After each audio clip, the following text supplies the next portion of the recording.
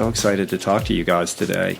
I'm so tired of telling stories about Epic 5 and Ultraman and stuff like that. Like, I'm excited to hear your stories. So first of all, like, congratulations on being you're two of 3 women who have completed Epic 5, right? That's right. That's so right. Awesome.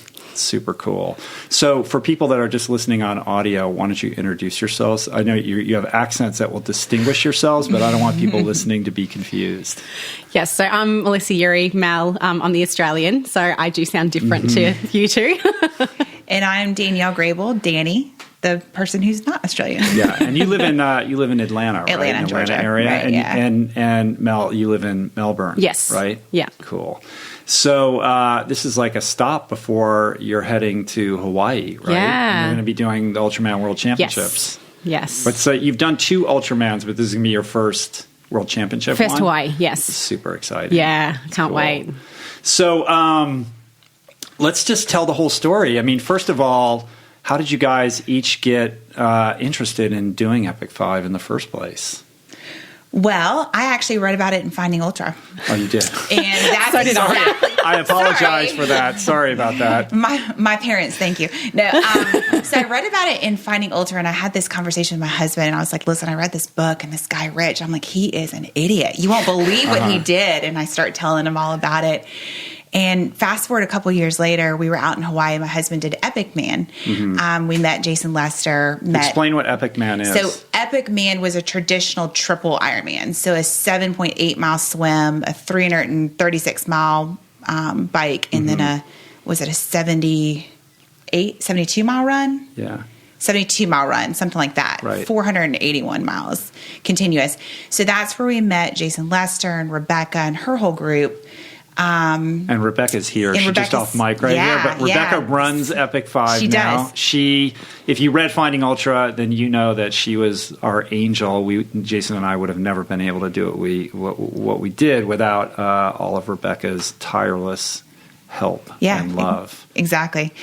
So a couple years after that, somebody that was volunteering had posted something about Epic 5 applications, and I just saw it on Facebook, and I just sent this kind of random text message to her, and I said, hey, I think I was texting either Rebecca or Jen, and just said something to the effect of, just curious, I just got on the website, like, has a woman ever done it before? And they said no. And then I'm like, really? Wow. I was like, I think I want to do this. And then, so what was that? I mean, you went from like, this guy's an idiot to like, I'm going to do this. Well, so it was a woman was owned the race. A woman was putting on the race. The primary volunteers were all women. And it just, for some reason, kind of bothered me that a woman had not done it. So I felt like that needs to change. Like needs to be a woman that comes and participates in the race. Right. And it wasn't because they were excluding women, but women had not applied, right? Up until that point. So, and we should probably clarify. I think there's a lot of people that think if they just read Finding Ultra that it was just a thing that Jason and I went and did, and then it was over with. Right. But Jason and then Rebecca have kind of taken this event and made it an official annual thing. So every year, a group of people attempt to do this, and you guys amongst them. Exactly. Yeah, exactly. Cool. What about you, Mel? Well, yes, Finding Ultra was my introduction as well. Apologies again. So I first looked at Ultraman. That was my, that would be amazing. I really want to do that race. And I went, on the internet, looked up, found there was a race in Canada. So I went and did that one. And then afterwards, I'm like, Epic 5, it just still seemed too big, too crazy, too out there. And I was talking to a friend, and he actually made a bet with me, and he said, if you do Epic 5, I'll do Ultraman. And I was like, all right, game on. Right. And that was all it took? That was all it took. Well, I think in some way in the back of my mind, I always knew I was going to do it, but I just needed to have that, yes, you can do multi-day events. Yes, you are actually able to physically do these things. And I did Ultraman, and I got through that. Canada was, a bit crazy, but, finished that one. And then I went, all right, well, that didn't kill me, so let's go for another couple of days and let's try something else. So, and you come from a swimming background, yeah? Yeah, I've been swimming since I was a kid, yeah. And what got you interested in the world of ultras? I think that just, doing Ironmans. I did, a couple of Ironmans, and I was like, yeah, they're good, but what else is there? Where else, how far can I push this, really? And I'm still looking for that limit. I still haven't found that yet. Clearly you haven't. No, I have not. And Danny, you're married to an ultra athlete, right? Correct. So this is a family affair. Yeah, I'm married to super talented, done everything from 41-mile swims, 100-mile runs, triple Ironmans. We're doing a 1,000-mile bike race together in June. So yeah, that's crazy. It's so do you train together? We don't. We actually don't see each other. You must never see each other then. We don't. No, we are like ships passing. This is like a perfect relationship. It actually, everybody's like, what's the key? And I'm like, well, we see each other twice a week. Oh my God. So we work totally opposite schedules from each other. We do really barely see each other.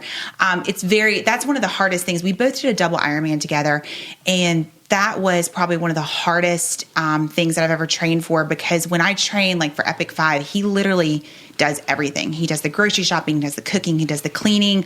All I do is work and train. Mm-hmm. So I come home and it's so taken care of. Done. Like, here's your food, eat it, and then go to bed. And then it's his turn, and then you do that for him? Exactly. So you take turns? Exactly. But the training, I mean, these are, many months of ramping up. Exactly. So that means that you then have to take a break, or he has to take a break, right? And that's how you balance it? Yeah, and that's really the only way that it works. And especially, we're self-financed too. So it's not like we have an endless pit of money to just throw at races. So these races are expensive. Very expensive. Yeah. So it's a big commitment. I mean, you're committing the money and the time and the energy, and then that's kind of the give and take of our relationship. Is like, I'm going to help you get through this, and then it's going to be your turn to do something kind of later down the line. Right. But doing it at the same time is no bueno. No, it's so the 1,000-mile bike race is going to be a little interesting. Yeah. Why is that? Because you guys have different training styles, or you just get on each other's nerves, or what? I would love to train with him. So if I am Mel's laughing. I know. I was thinking about my husband and I. We do not train together because we cannot know. We would just clash the whole time. Uh-huh. So we just did a big trip through Europe, and we biked together. We did pretty good. So we did good.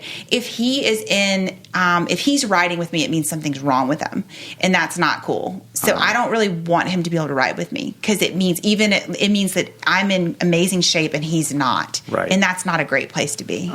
So if he can, if I'm dropping him on a bike ride, that's like an ego thing, though. Yeah, too. but I don't want him to. But I don't want him to be feeling bad. Mm-hmm. Like, I want him to be faster than me, because he should be faster than me. Right. Well, I want to work my way up to the why behind all of this, but first, I think the best way to kind of get into that, I think, is just to talk a little bit about the backstory here, because you Danny, have a very interesting path that got you to this place that I can certainly relate to. Definitely, yeah. I was overweight and just really kind of struggling with just kind of everyday activities, walking up the stairs, everything. Just really. Yeah, on your website it said, I think you were 220 at your heaviest, and you had a staircase episode. I did. Not dissimilar from my own. I don't know what is going on in the universe, but I read that and I was like, hello. Yeah, I did. I had a doctor who really just kind of laid it all out for me and was like, look, like, you have a family history of type 2 diabetes, high blood pressure, heart disease. Like, at the path you're going, you're 22 years old, and you're going to be diabetic. Wow, at 22 dead. This was happening. Yeah. Yeah. And had you been an athlete prior to that? No. Didn't play sports in high school or anything? No, nothing beyond like cheerleading. But nothing. Have always been competitive, but not particularly talented. Most people, when they get that news, because a lot of people get that news, they're sort of told, look, you got to eat a little bit better. You got to go to the gym. You got to take care of yourself. And I always sort of think of that as being, I mean, it's good advice, I suppose, but it's so vague. I mean, what does that really mean? So when you got that edict from your doctor, how did you translate that into action? Well, I didn't really even know how to start, because when I say that my eating habits were poor, I mean, it was like McDonald's every day bad, like coffee with sugar and cream. I mean, it was just, looking back on it now, it almost makes me feel like sick. I was so disgusting. What was your favorite? Probably Come on. My favorite, if you want to know the truth, was ordering pizza and dipping it in ranch dressing. Wow. And eating I'm with you. pepperoni pizza dipped in ranch dressing. And Yeah. it was, oh gosh, it was just, at the time, it was You delicious like that more to than me. cheeseburgers? Yeah, I could care less about burgers, but yeah, Right. no, that was it. And so I didn't know where to start, but I knew stuff like that wasn't healthy. So every week, And you're a nurse now, right? I work in geriatrics. I run Okay. a home care company. Yeah. So that was what was kind of interesting about it for me was I'm working with people who have invested a lot of time and energy taking care of themselves. And that's why they are living to this age. And here I am like selling you a service and providing you this care, but I'm never going to be one of you. Right, that disconnect. Yeah, it It's was a like big when disconnect. you roll up to the hospital and you see like the orderlies and the nurses and the doctors outside on the smoke break. That's exactly what it was like. Yeah. And it's like, I'm never going to be one of you. Like they're morbidly obese 80 and 90-year-olds don't exist.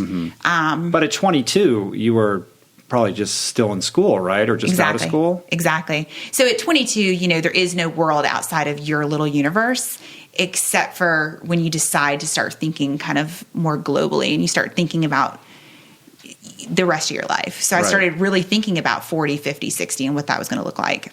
And it wasn't very pretty. And so what were the steps that you took to address your diet and lifestyle habits? The first thing I did was quit smoking because I smoked too. So I quit smoking, and then every week I would try to give up one thing, and then every month I would just try to give up something else. And then all my little changes turned into big changes. So it was just eliminating things as opposed to building things in, at least initially? It was a little bit of both, and then reinforcing rather than approaching it from like deprivation. So thinking like you can't have this. I would always try to associate how good I felt when I ate fruits and vegetables versus French fries. So instead of saying, well, I can't have fries, it was never that like, oh, you can't have that. It was just that I'm choosing to have a banana because that makes me feel better. Right. It's still a huge gap between quitting smoking and stopping dipping pizza into ranch dressing to doing Epic 5, though. It is. You know what I mean? So it really walk is. me through the process. It's huge. So I joined the gym, and but first, I couldn't even get through. I have a cousin who had a Pilates, like a Pilates and yoga video, and I couldn't even make it through that home exercise video. So my goal was when I can make it through 1 hour of her video, then I'm going to go to the gym. And then I would go to the gym and I would just try to do like 15 minutes on each piece of cardio equipment possible because I couldn't do more than 15 minutes. And then eventually that led to a spin class. And then a spin class led to meeting people who did triathlons. And I was like, wow. And so it was just literally like every little step, like, oh, I think I can do a sprint triathlon. And then like Mel was saying, every time I would finish something, it would be like, wow, that was great, but I think I can do more. And then So next it's just a thing you very know, gradual process gradual. of like Next thing, increasing the pressure and the you do intensity. an Ironman and you're like, that hurts, but man, there's like more out there. Yeah. Like people are doing things that are just crazy and crazier. Like I want in on that. What do you think that the thing is? I mean, people who tackle a difficult challenge, of course, there's a great sense of accomplishment, but I feel like people have one of two reactions in the wake of that. They're like, that was awesome, that was great, never again, or like, sign me up for the next one immediately. Right. How can I go harder, longer, faster? What do you think that difference is about? Like, I mean, obviously, you both chose the latter, right? Yes. I think some people don't like the process, though. Some people, my experience is everybody wants the finish line. Everybody wants the medal, but people don't want to put the work in. Nobody, like when people, I'm very open about Epic 5 and double Ironmans and the training, and people are like, that's great. I think I would like to do that. And I'm like, well, I'll show you all my training. Oh, never mind. Yeah. So people want to say they did it, but they don't want to really get up at 4:15 in the morning. And what they miss is that the real gift, I mean, looking back on it now, you can remember finishing these races, but the real value when you reflect back is that process. Like, Right. I'm sure when you think about it, it's like, oh, remember that day, like when it was pouring rain and I didn't want to go out to train and I went Exactly. anyway. Like that's the gift. Yeah, Exactly. absolutely. And I also think that people choose in their time of life that, yes, I'm going to commit to this at this time, and then it's not going to happen again. Like, that's just, life happens and different things happen, and I go, all right, this is going to be my 6 months where I put it all in, and then I'll move on to whatever after that as well. So, Right. yeah. And I suppose it's worth saying, like, look, not everybody has, 30 hours a week. Exactly. I mean, it is like a job if you want to show It up is. Yeah. fully prepared. Absolutely. And you have to reconfigure your life to Absolutely. prioritize that. I describe it as having 2 full-time jobs Yeah. when I'm training. Yeah. Yeah, there's no question about it. Yeah. All right. So what was it like for you, Mel, then? Like getting I mean, it sounds like you've been doing this for a long time. It was more just part of who you always have been. Oh, sort of. I did sport when I was a kid. I love how grew up- Australians call it sport. I did I don't know what you sports. call it. What do you call it? I went to university and I did sport. Wait, Oh, no, let- so I have her didn't do tell it you that what- way. hospital. Have her tell you what they swim in. What? What? We swim in bathers. Oh, yeah, yeah. Bathers? Yeah. Oh, I didn't know about that. Yes. But I do. I know. What do they call the Speedos for the guys in Australia? Oh, budgie Budgies. smugglers. Yeah. I was in Australia. I went to Manly Beach, and they were like, "This is the home of the budgie." I guess that's where they Budgie named smuggler. it or something. Yeah. like that. Yeah. Yeah. There's a company called Budgie Smugglers that sells Speedos. I Yeah. know. Anyway, yeah, go like, ahead. I mean... we can talk about that for hours. Right. We have been. I wasn't that, because I grew up in the country. I grew up in the middle of nowhere. I tell people where I'm from who are from Australia, and the first question is, where's that? But not Porpoise Spit. Not Do you where? know what that is? No. What's that movie? Never mind. I'm Okay. blanking. Anyway, go ahead. Okay. Sorry. No, that's okay. So, yeah, like our parents had to drive us anywhere that we went. So, my brother and I, we'd play sport, we'd play basketball and things, but it's all just local, just play with your friends, muck around, like nothing serious. I was never competitive at, any of the things I was doing. And then I went to uni, studied, and I wasn't really doing anything at that time. And then my brother got married in 2005, and I was looking back over the wedding pictures, and his best man, he'd gone off and joined the Navy, and he'd gotten really fit, and he looked at me and was like, let's go for a run. And I was like, okay, sure. Because, I wasn't really doing anything. I'd put on a bit of weight. And so the morning of the wedding was actually the first time I'd really run for years. And I was so sore that night. My legs were killing me. I was thinking about that the other day. And then, I ended up having a New Year's resolution, and I'm like, all right, time to get fit, time to focus on your health. You're starting working now. Let's be a bit more serious about this. And so, I did. And I was working on the 9th floor of the hospital. So I just walk up the stairs to every shift. You'd get there and, take 5 minutes to catch your breath and everything. But I'm like, whatever, and started eating a lot healthier. And then I saw a friend do a triathlon, and I'm like, that looks really fun. I need to actually start running more, because I'd never really run. I'd never been, I'd been riding my bike and I'd been swimming, but not anything seriously. So, then I started, I signed up for a 5K and then a 10K, and then did a couple of triathlons, and just absolutely loved it. Like, they were the little mini baby ones, 250 meter swim, 10K run, or 10K ride, and 2K run. And I'd always noticed my run would be the worst out of all my 3 legs that I was doing. So I was like, okay, need to focus on that, need to, build that up a bit. So I signed up for a half marathon the next year. So I was like, well, that'll give me a big run focus. So I did that, and that was my first taste of doing something a bit longer. And I crossed the line. I was like, that was amazing. I want more of that. Like, that was really cool. So then, just kept progressing and getting longer and longer. So then I did, Olympic distance race. And then 2008 is when I started doing like half Ironmans, and then Ironman, and then, just kind of kept going, okay, so what's next? And, when I did my first half Ironman, I was 70.3. The first words when I crossed the finish line was, that was amazing. I want to do another one. So I signed up for another one, did it 6 weeks later, because I was like... 6 weeks later, yeah. Like, let's just keep doing that. So why, a lot of people that get into this, they work their way up to Ironman, and then they just try to progress within Ironman to get faster and better at Ironman, to get to Kona. So what was it that spoke to you or that appealed to you about making the leap into the ultra world? Like, what's different about the traditional triathlon, marathoning world versus the ultra world for you guys? Well, I think we were talking about this earlier today, and we've literally, for people that just met each other, we've talked about almost everything humanly possible since we've talked on the phone a couple times before. Do you guys train together? No, but we just met and you guys, yesterday. we should say, oh, you did? Yeah, oh yeah, my God. yeah. Because you did Epic 5 on different years. Yes. We should point Correct. that Yes. out. But we had talked to each other beforehand, so I had talked to her. Yeah. But we met each other Friday night. It was amazing. Monday. We both were just talking about that earlier. Like, I'm a diesel. Like, I am the kind of person, just give me some food and just send me on my way, and I'll come back in 10 hours. Like, but my pace doesn't stop. So for Ironman, I have a lot of respect for people that do want to get fast and want to make it to Kona. And I think that's incredible. But for me, that's just not what I'm going to be. There's only a certain amount of weight that I'm going to be able to lose. Like, I'm just not going to be able to do that. I am made to go forever. Like, that's just what I'm designed to do.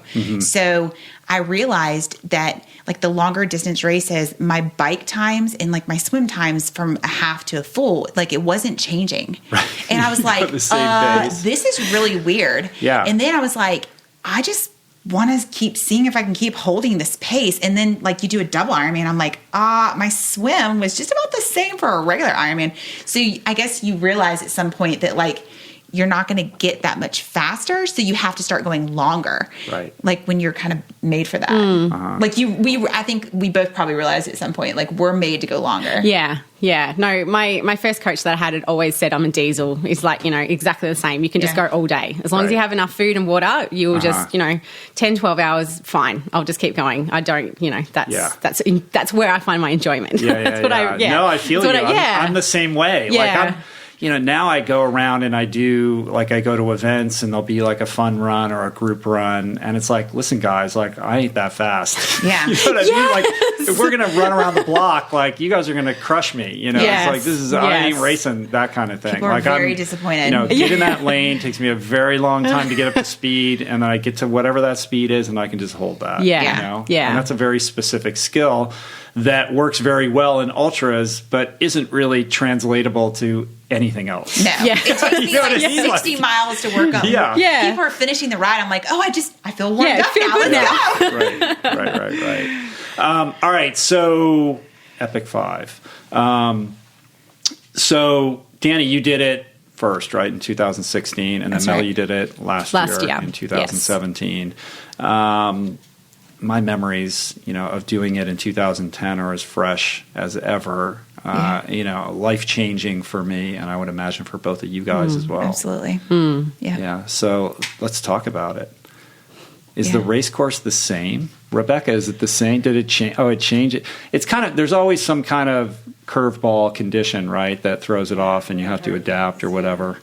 I think from what I understand, for both of you guys, like day 3 was the hardest day in Molokai. Yeah. Is that right? Yeah, definitely. Yeah. That was my hard day. That was the day our day 3, we were trying to land, and next thing you know, the plane's going back up in the air. And I'm like, wait a minute, I don't think they're landing this plane. And next thing you know, we're back in Oahu, and we're sitting there, and we're in the airport, and we'd been there for maybe like an hour and a half. And Rebecca comes up and she's like, and there was only 3 people in the race at that point. We were wearing our bathing suits, our bathers. We were wearing them because we were ready. We're trying on the plane. Yeah, on the plane, because we were trying to be so efficient with time. So Rebecca comes up and she's like, hey, listen, we're going to have we need to just change plans. Like, we're going to have to run like 9 miles to the pool. So then, like, when we get, and I'm like, my first reaction. Because there were sharks that year, right? So you couldn't swim in the ocean. Right. So we were swimming in a pool, but she was saying, like, we don't have enough time. Like, when we land, you have to start racing.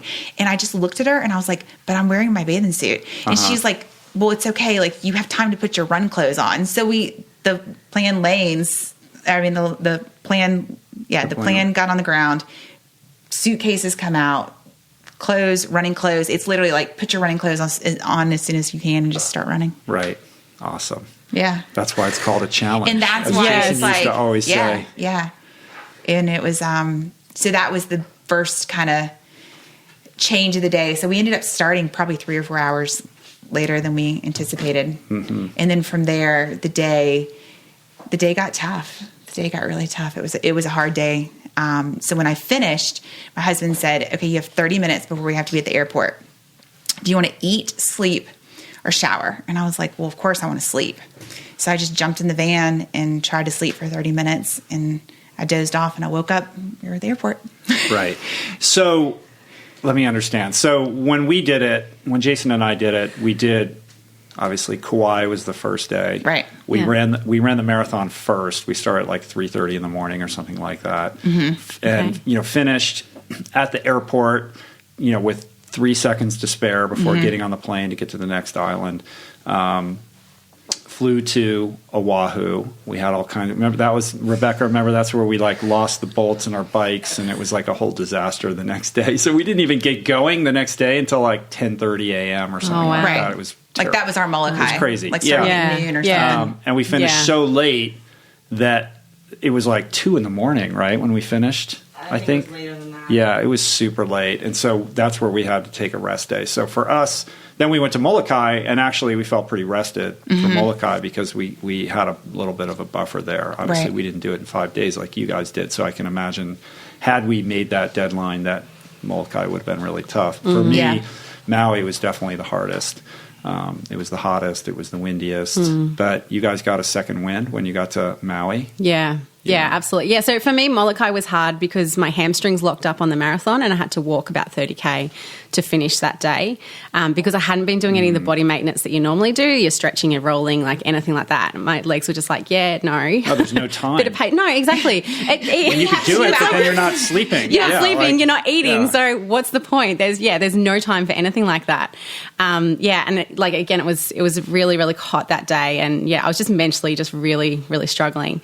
And I remember on the run on day 3, I was, getting quite emotional about everything. And I was saying to my husband, I'm like, oh my God, I'm going to keep you guys up. He's like, it's fine. Don't worry about it. I'm like, oh, okay. And then I just relaxed and went, all right, well, I'll just walk it in. I don't care. It's fine. And then, so Maui, we ended up starting a bit later because our swim buoy, we call them buoys, but our swim buoy disappeared, I think, somewhere. And so then, there was a bit of logistics of you guys sorting out what to do with, the swim. And then the swim ended up being longer or something. I don't exactly know what happened. Was it at Kihei? Was it the same beach, Rebecca, or Kihei Beach? Yeah. All I remember is getting out and seeing 6Ks on my Garmin. I'd swum for 2 hours. Right. And I was like, oh, well, that's done now. What do you do? Exactly. Like everybody else did too. That's cool. Yeah. I think some people were a bit stressed about it, but I was like, well, I can't do anything about it. I can't change it. Move on to the next thing.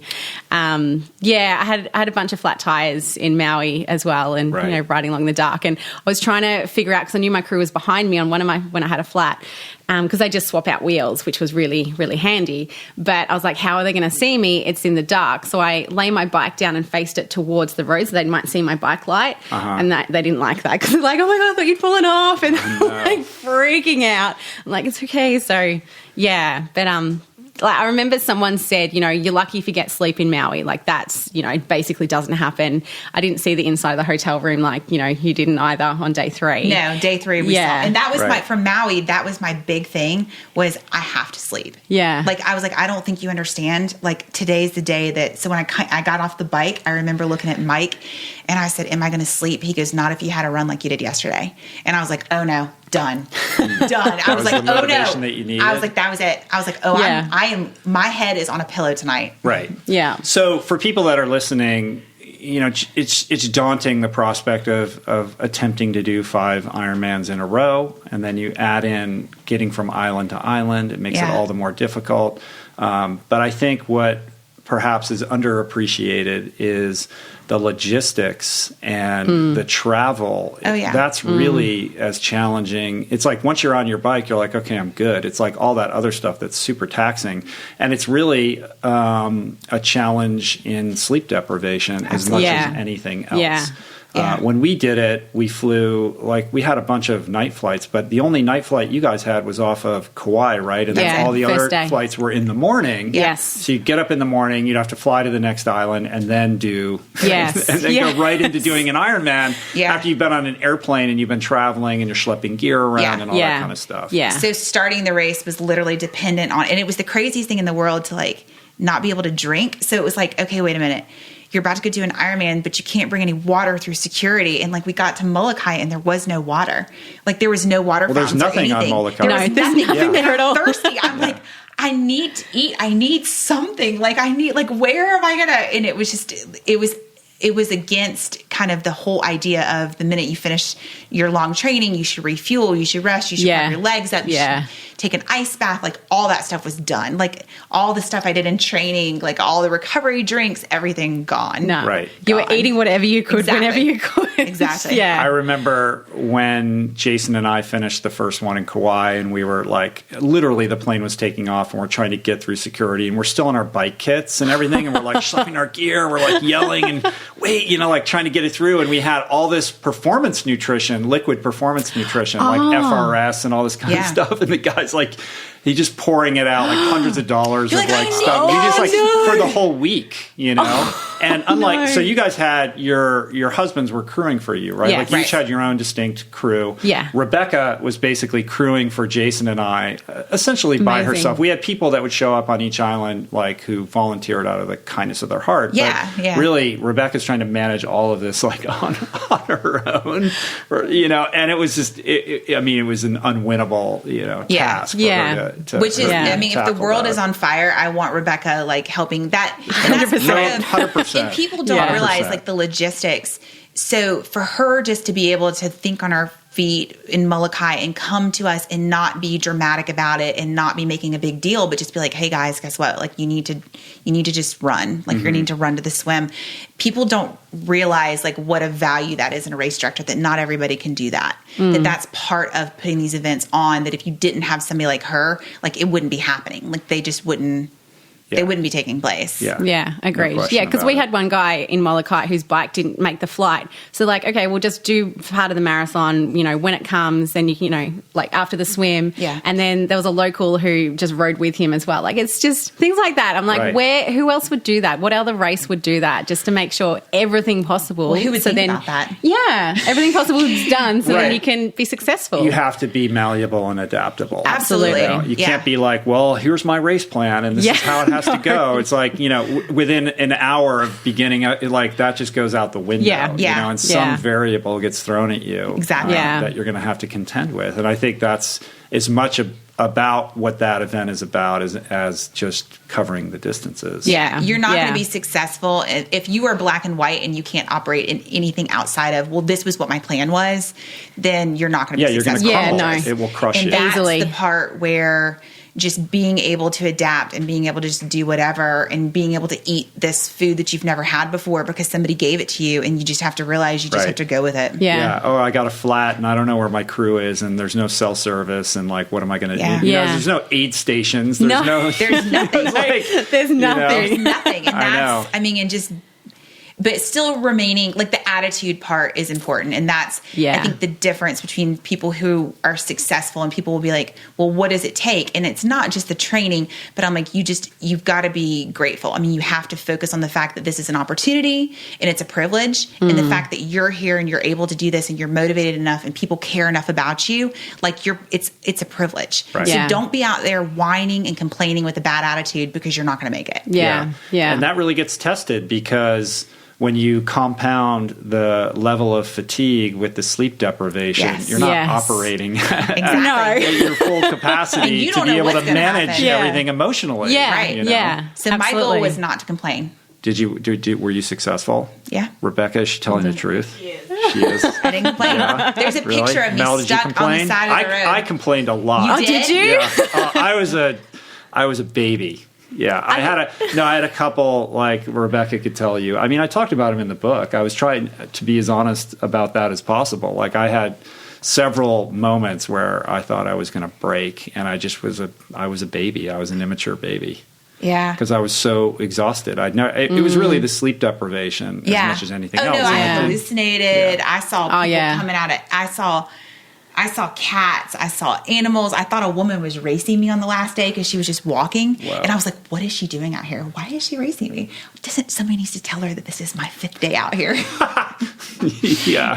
And she was real. She was real. Oh, right. Okay. Oh, no, I saw a lot of people. The cars were talking to me as I was Yeah. going along. Right. Yeah. Yeah. They were Yeah. encouraging me. It was amazing. Yeah. Yeah. I think probably for me, like 90% of the time, I was on top of the world. I was like, I can't believe I'm doing this. Like, this is, I think it was like 2-3 years I decided to do it before I actually was there. And like, this is amazing. Like, I had a couple of little moments, I call my princess moments, where you kind of have a little mental breakdown just for, those brief few minutes. And then you're like, all right, yep, sorted. Let's continue on. It's fine. Yeah. And I always associate that with food. I think I need to eat more. So I just eat something else. And I'm like, okay, I feel good now. So keep going. And no matter how much you eat, you're going to be running a caloric deficit. Yeah. You're waking up hungry every morning. Yeah. And you just absolutely. have to be eating constantly. Yeah. Even in moments when you're not hungry, you're always eating for 6 hours. Like what's going to be happening 6 hours from now, tomorrow.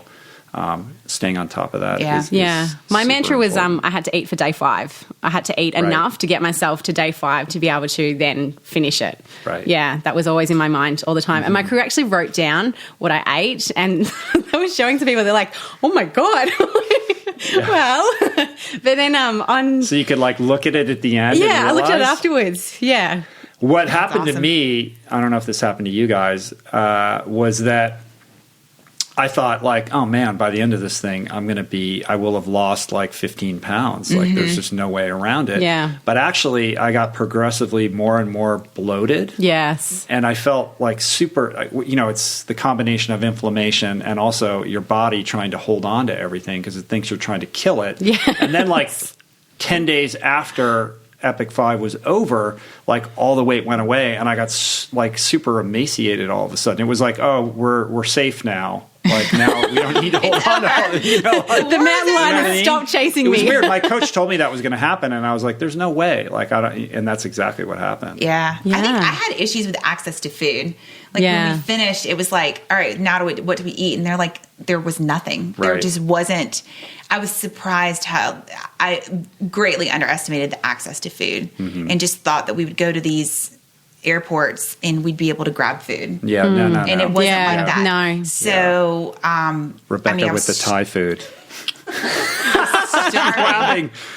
Laughing. I was like, I kind of went after you in the book about that, because I was like, Thai food again, this terrible, greasy, horrible Thai. But it was like, that's And the poor only Rebecca- thing. all Poor there Rebecca's is. like, She's like, I our hiked bikes aren't 18 making the miles to flights, get and this. she's running around like doing the best that she can, and I'm like, rah. She's probably like, I called these Wow, people you would and have begged been them a to stay nightmare. open and I give us Thai know. Yeah, food. I know. Yeah. You're lucky she's still talking God to you. bless you. Yeah, in Molokai, I think it was. I was so hungry, and it was this volunteer Scott. He handed me what was it, musabi, the spam sushi, like sushi that was made with spam in it. That sounds horrible. And I had no idea what it was, but when I ate it, it tasted so good because it was so salty, and I kept eating it, and I was like, "Oh, this is amazing! This is so good! Thank you." So then in Kona, my crew found some wasabi and they gave it to me. And I was like, what is this garbage? This is horrible. Right. And they were like, you just ate it yesterday and you loved it. I'm like, oh, well, that was yesterday. Today, my tastes have totally changed. Today, I don't like it anymore. Molokai is a really special place. Who was that Definitely. guy who lived there who rode Will. with us? Will. Yeah, Will. Will. Did he ride with you guys? He's So, like the tour guide. If you can believe par this, excellence. if you can believe this, Will's parents live in the same town that I'm from. Really? Like we know the same people. Oh, wow. And it was Wow. so this is the cool story about Will. So he told me that he had been out every single year since the race started, right? And the year that I was there, he brought his daughter. And she was maybe 8 or 9 years old. She met us at the airport. The first thing she does is run up to me and start asking me a million questions. And he was like, I'm really sorry. And I was like, why are you apologizing? He was like, my daughter is so excited that you're here. She's never seen a woman do the race. Right. So when I was doing the run and I was putting my fuel belt on, what's that? What are those bottles for? What are you going to do this? I mean, she was just fascinated That's with everything. awesome. And I got so overwhelmed And when all of our bikes were lined up, and he was like, "Oh, that's probably not her bike because of the gearing. I didn't have as many gears as the other guys." And then he was like, "When you came up and that was your bike, I was trying to explain to my daughter, like, that's a girl riding a bike with really big gears." And it was so overwhelming. And then to find that connection, it was the coolest thing. And I told Rebecca initially that I didn't want him to ride with me. I was like, "No, I don't want to ride with him." She was like, "No, this is your island. Somebody's going to ride with you, and it's going to be Will." And I'm like, "No, it's okay. What if I don't like him? What if he talks to me? What if he messes me up? I don't really want to ride with anybody." And then it ended up being perfect. Like, we had that connection. We knew all the same people in Atlanta. It was so cool. That's wild. Yeah.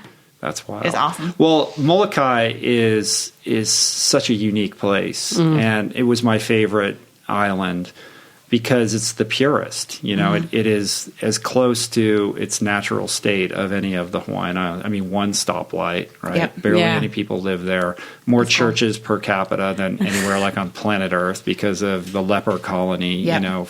That's what it's most known for, and just super like weird and diverse and strange, from the kind of abandoned developments. They work so hard to prevent hotels and resorts from being there, and there was like a big fight over that one side of the island where now there's kind of like half-built buildings, but it's still it's so quiet, and I don't know, there's something I think really cool about that place. Yeah, it was kind of neat, and of course I wanted to ask a lot of questions and learn. But we saw people wearing shirts like "Keep Hawaiian, Hawaiian," and I wanted to know all about that, so we learned about it. But then the people were so nice to us, like they weren't.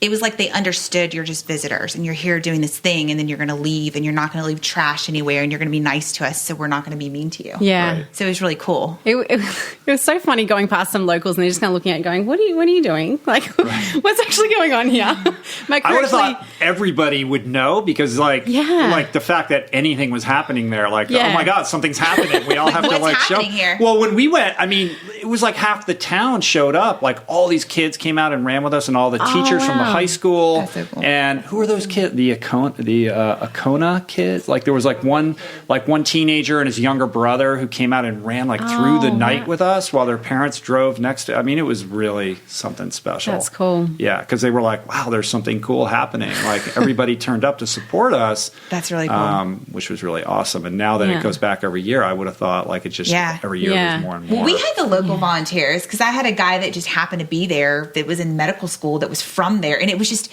these random people with these random stories like, "Oh yeah, I know this race happens every year and I just happen to be here, so I'm going to run the whole thing with you, and I'm in medical school and I live in New Jersey but I grew up here." And I'm like, where do these people come from? And he did the whole Ironman? He did the whole run. He stayed out on the whole run with me. That's he was a runner, and it was just so. He was a kid. I mean, he was just in his first year of medical school. It was just so awesome. Yeah. Mel, what about really you? Cool. Like I had 3 people in my crew, and so like they'd all just taken in turns running along because there was 10 of us in the year that I did it last year, so that it wasn't as kind of small and intimate as so well. Danny, when you did it, there were 4, but one person dropped out after the first day, right? Yeah, so there was only 3 of us. So if volunteers were showing up, they were really it was a really kind of one-on-one experience for sure with the volunteers. Yeah. With 10 people. You were taking over the whole island. Yeah, we really were. Wow. Right. Yeah, so we didn't really have so much of all the locals like coming in and doing a lot of stuff. It was more, we were just kind of managing it ourselves. But it was cool because like my crew, when they come and run with me, then they tell me stories about what their day had been like. Because I'm like, well, let's chat. I haven't seen you, like you've been passing me stuff all day, but I haven't had time to talk to you. And they were saying they were constantly getting questions for like every island, people coming out going, so what's this? What's going on? What's happening? And they found that really, really fun. Yeah. Right. That's cool. Yeah. Oahu is interesting because you have to deal with the congestion. It's such a contrast to Molokai. Yes. I just remember, trying to just get out of Waikiki and Honolulu took forever. Yeah. And then, you're on the other side of the island. It's beautiful. It's pristine. But then kind of making your way back into Honolulu, it was like stoplight, stoplight, stoplight. And I just remember it just drained me. I was like, is this bike ride ever going to end? Like, I just want to ride and finish it. But because of traffic and just in the urban metropolis, it took so much longer. So Rebecca, was the bike course the same? No, we changed it. Oh, you changed it. Oh, okay. That's cool. Yeah, because that was a problem. But is the marathon course still out on that highway? Yeah, you run up Diamond Head. Right. I had Chet the Jet with me. Oh, we had Chet. He did Chet the whole never thing. stops. He did the whole thing with me. I was like, that was my treat. That was my big Oahu treat, was having Chet So with me the whole explain time. who Chet the Jet is. So Chet the Jet is... I met him. This guy is a world-class character. He really is. And I have to tell you, as somebody who like grew up in Georgia, and we go to Hawaii, and we're new to ultras, and Jason's doing this triple Ironman, and we land in Hawaii, and I'm training for a 400-mile bike ride across Florida. I'm trying to break this record. And just here shows up this guy Chet with his bike, like, hey, take this bike, like, go ride this bike. And I'm like, what? Like, who are you? Where did you come from? And then he just starts telling me just a legend, double DECA finisher, played 100 hours of tennis nonstop for charity once. I mean, if there's something that Chet is if there's a way to spin it, but in the most humble way. I mean, not because he wants you to know that he's Chet and he's done these incredible things, but because he truly is like that hungry just to figure out what all he can do. Yeah, it's kind of like he's kind of like Jack LaLanne, a little bit like that. And I don't know if you noticed, but when he sends emails or posts on Facebook, he does it in all caps with lots of exclamation points, no matter what he's saying. Excited about everything. Yeah, I was on the phone with him one day, and I'm like, Chet, I always think you're yelling at me because you're I always know, in right? cap locks. Yeah, I was like, you got to stop with the cap locks, man. That's his thing. But he's so funny, and he's just so awesome. And his wife speaks very little English, and they have this awesome relationship. And I'm like, how do you guys even talk? He's like, universal body language. He's just so cool. And so going there and having met him, and then I went and crewed him down in Florida at a double Ironman, and being able to kind of keep that connection up, and then having him, it was like we never skipped a beat. Like when I saw him, I hadn't seen him in 2 or 3 years, but it was like, that was it. Like we just, he talked the whole time. We told stories, like we were best friends and talked on the phone every day. Yeah. That's awesome. It's cool. Yeah. He came up and said hi and said that he'd met you the year before. Yeah. I was like, make sure you go find Mel and go talk to Mel. Yeah. And he run with you as well? No, I had my crew who were running with me. Yeah. We just came up to say hi, and it was fun. Yeah, I just remember a whole bunch of people from the HURT team, like the Hawaiian, ultra runner crew that live on Oahu, like turned up, and it was like a weeknight, and we didn't start until, I think it was definitely dark when we started running that day. I can't remember exactly what time. It wasn't that late, but I was like, all right, they'll run 5 or 6 miles, and then, they all have jobs or whatever. And there's no, there's like a couple of them peeled off, but most of them ran the entire marathon with us that night, just on a weeknight, so cool. like just because or whatever. And like Chet was like right there. That's what Chet did. And we finished late, like 2:00 in the morning or something. Yeah, wow. 1 or 2. And I was like, do you have to work tomorrow? And he's like, yeah. I'm like, it's like a Tuesday. I like, know. Let's go. I'm like, do people not go to, and he's like, oh no, it's cool. I'm going to work. Like that's right. Just like whatever. Run a random marathon in the middle of the night on a weekday and go to work. But that's just totally. That's the kind of people that you meet. Like these are the people that were out there. Yeah. Yeah. It's and it's sort of surreal to be like running through Waikiki with all those shops and everything like that after being in the more remote areas of the other islands. Yeah. Yeah. That was really funny running down, Waikiki Beach with all these people, all these tourists and all these people. Because it was in the afternoon, the sun was shining, the beach was pumping, and we're like running along doing a marathon. And there's all these tourists. And no one knows. That's kind of what's awesome about it, is that like no one even knows what you're doing. They have no idea. Yeah. And the tourists on Diamond Head, they had all these like people stopping and taking pictures. We're like, excuse me. It was so fun. Right. Really. Like, people just no clue. No clue. And really the strategy with all of this is you don't want to go too hard, right? Because there's no reason to overly deplete yourself. Like the flight's still going to leave when the flight's going to leave.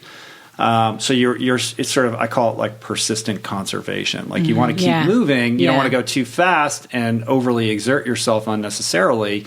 Yet the longer you're out there, the longer you're out in the heat. And the less sleep you're going to get. So you're like trying to balance these things to try to maximize the amount of rest you're going to be able to get without kind of tipping too far into overexertion mode. Right. So how did you like gauge that for yourselves? Oh, I found on day one it was really hard, and I didn't know. I just kept going, especially on the run, because that's what's going to beat you up. I was like, I want to run and walk. And I did the run walk from the very, first marathon. But I was like, I feel okay. I probably could run a little bit faster, but I don't want to. And I was like, and I was always questioning. I'm like, I know I'm going to get through this. I'm not going to do it. There was never a doubt in my mind, but it was how I was going to do it. And it wasn't until I woke up on day 2 and my body just felt like I'd been out doing a normal training day as I was doing, I'd been out, riding and running for 8 hours or whatever. And I just had that level of fatigue. And I was like, oh, okay, yeah, I've got this. That's fine. And that's when I had that, okay, now I know how to do this and how to get through this. Yeah, but it wasn't until that point. And that was a concern. And no one that I was able to talk to would have an answer because they didn't know what I could do. Right. So it was like, I'm just going to have to figure it out. Themselves. Yeah, I mean, I could have asked Daddy, but she doesn't, we're very different people in terms of like pacing and things. So it's like, you just have to figure it out. Right. So because you don't know. Yeah. No, you don't know. Yeah. I was fortunate, in hindsight, kind of fortunate. So mile 46, I cracked a rim on my bike. So I ended up spending like an hour and a half off the bike on the first day.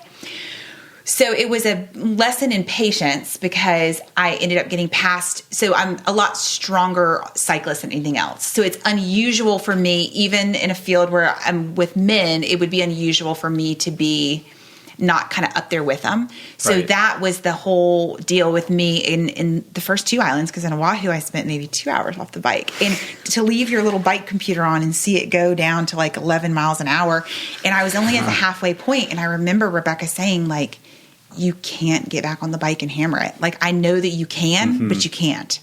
And she was completely right. Like, I had to just be, it was a huge ego check, like a huge, I am capable of going faster, but I can't. Right. And I shouldn't. Because you have to have the long-term goal in mind. Yeah. Right. And the fact that I've been off the bike for an hour and a half or 2 hours, I was like, just use this as an opportunity to eat food and to get, to rest and to hydrate and just be patient. Like, it was patience. Like, it's okay. Just sit here. On Kauai, I mean, there's one bike shop, right? And so if you break down, I remember we broke down and we didn't have cell service. Do you remember that? Like, and just like stranded forever. Like, I broke my cable and it was like, how do I even let anyone know that? It's like, it was you're sitting there on the side of the road forever. You feel helpless and you're like, the clock's ticking. And you're like, that airplane's still going to leave. Like, I got a long way to go today. Yeah, it was really rough. And, my husband and I are fairly like intense people in terms of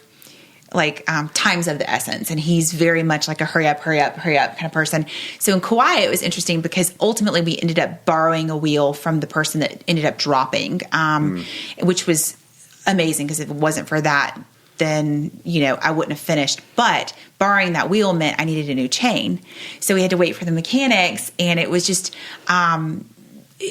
very different in terms of, and then in Oahu, it was kind of like somebody that lived on the island put something in their mailbox that I needed. I don't even remember what it was. And they were like, oh yeah, we're going to drive to this guy's house and grab it from the mailbox. We'll be back in like an hour. And my husband's like, an hour? Right. Like, you can't get there any faster. And I'm like, you don't understand. Like, it's different here. Yeah, it's island time. Yeah. So there's no such thing as like, he's like Marine Corps mentality, like, come on. And I'm like, these people aren't going to move any faster. Like, this is what they're doing. You just got to chill out. And you were able, you strike me as a very intense person. Totally. Yeah. So Rebecca told me that you showed up with like a 3-inch binder of all your prep for the race. Yeah. Like, you had the whole thing dialed, right? Like, you're attacking this like a Navy SEAL. Everything. Right? Well, it is comforting to me. Mel's laughing. Makes me laugh. Mel is not like that, right? No. You're like, I'm organized, but I'm not that. It's comforting to me there's so many things that I can't control. And the only thing that I can control is how organized I am. And so it provides like a level of comfort to me to be organized. So like the minute the race was over, like I typed everything up. Like I typed up all these notes of all the stuff that I did wrong, all the things that I would have changed, because I want to help other people. And then when Mel contacted me, she was like, well, what would you do different? I'm like, well, let me share this 3-page document with you of every mistake I made. But it's like, and you're like, whoa, I'm like, what am I doing? Yeah, like, don't do any of that. I was like, this is what you don't want to do. But yeah, I had gallon like bags, and I had literally everything labeled, like day 1 swim, day 1 bike, day 1 run, because you want to set your crew up for success. I had instructions. Like, this is the kind of stuff. Don't coddle me. Don't tell me I'm doing great. If I'm not, don't call me sweetheart. Don't be nice to me. Just like be forceful, because those are the type of instructions. Like, if I'm crewing somebody, I want to know everything. Like, I want to know that you don't want to talk, or that you like to talk, or that you don't like vanilla gels. Those are the types of instructions. So I will totally show up and be like, but then I also showed up with a unicorn and try to get everybody to take pictures with my unicorn. So I have two different sides. Right. And your husband knows what you need and don't need, and there's a shorthand there, of course. Yeah. And I think what's maybe interesting for people that are listening that aren't familiar with this world is when you're doing these crew supported events, it's incredibly challenging for the crew members. Like, you think, we're just driving behind them in a van. Like, it's really, really hard work. It's very intense. And you're dealing with, somebody who's trying to do something amazing, and you want to serve that person, but what comes out of their mouth and what you should do are often two different things. So you have to really understand what's going to serve the athlete, not what they're asking for, right? Because what they're asking for may not be what they actually need. Like, they'll say, I'm not hungry, I'm not going to eat, and you have to force them to eat and make sure they understand they need to eat, and all of those cues are important to keep in mind, especially for like new people who are crewing who don't really know what they're in for. Yeah, absolutely. I had a funny story. When I was in Maui, my shoes weren't fitting properly. Like, my feet had swollen and my little toes were just a blister. Like, I had no toes left. It was ridiculous. And I had just my little toes. Okay. And then I had a blister on the inside of my other foot, which ended up being like a pressure sore. So that was pretty bad. But I had two pairs of shoes, and I'd convinced myself that one of them didn't fit, and I wanted to try the other one on. Same size, nothing different. And my husband's like, no, they're the same. I'm like, no, I want to put the other shoes on. He's like, okay, fine. It's like, just path of least resistance. That's hilarious. Just do it, yeah. But I think they have a harder job than the athletes every time. Like, the crews are just... It is. Yeah, amazing. It's amazing totally what they do. And it is really difficult. And when I was in Kona, it never rains on this side of the island. Poured rain the entire marathon. On the Kona coast? Yeah. Oh, it did? Poured rain. Wow. It never rains on this side of the island. And I kept wanting to change my shoes and socks. And my husband was like, it doesn't matter. It's pouring rain. Right. You're running through puddles. And I was like, I have blisters. He was like, it's the last day. Who cares? You just have to keep going. And I listened to him. Like, he could say that where other people might let me stop and change. And then 5 miles later, I would have been in the exact same situation. I want to stop and change my shoes and socks. So you have to have somebody who knows you enough to kind of push back because you start acting almost like an infant. Like, it's almost like children who lack judgment. Yeah. Like, where you have to make the decisions for them because they're like, they have impaired functioning. Like, it's almost like that's how you are when you race. Like, your brain's not working right. Yeah. Yeah, absolutely. How did you guys feel on the last day?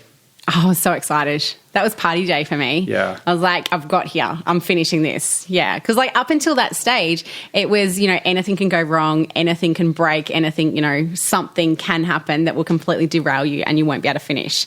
And so in my mind, the whole time, I'm like, get to day 5, and then it's fine. Then, you're there and life will be amazing. And yeah, it really was. It was really, really fun. I absolutely loved day 5.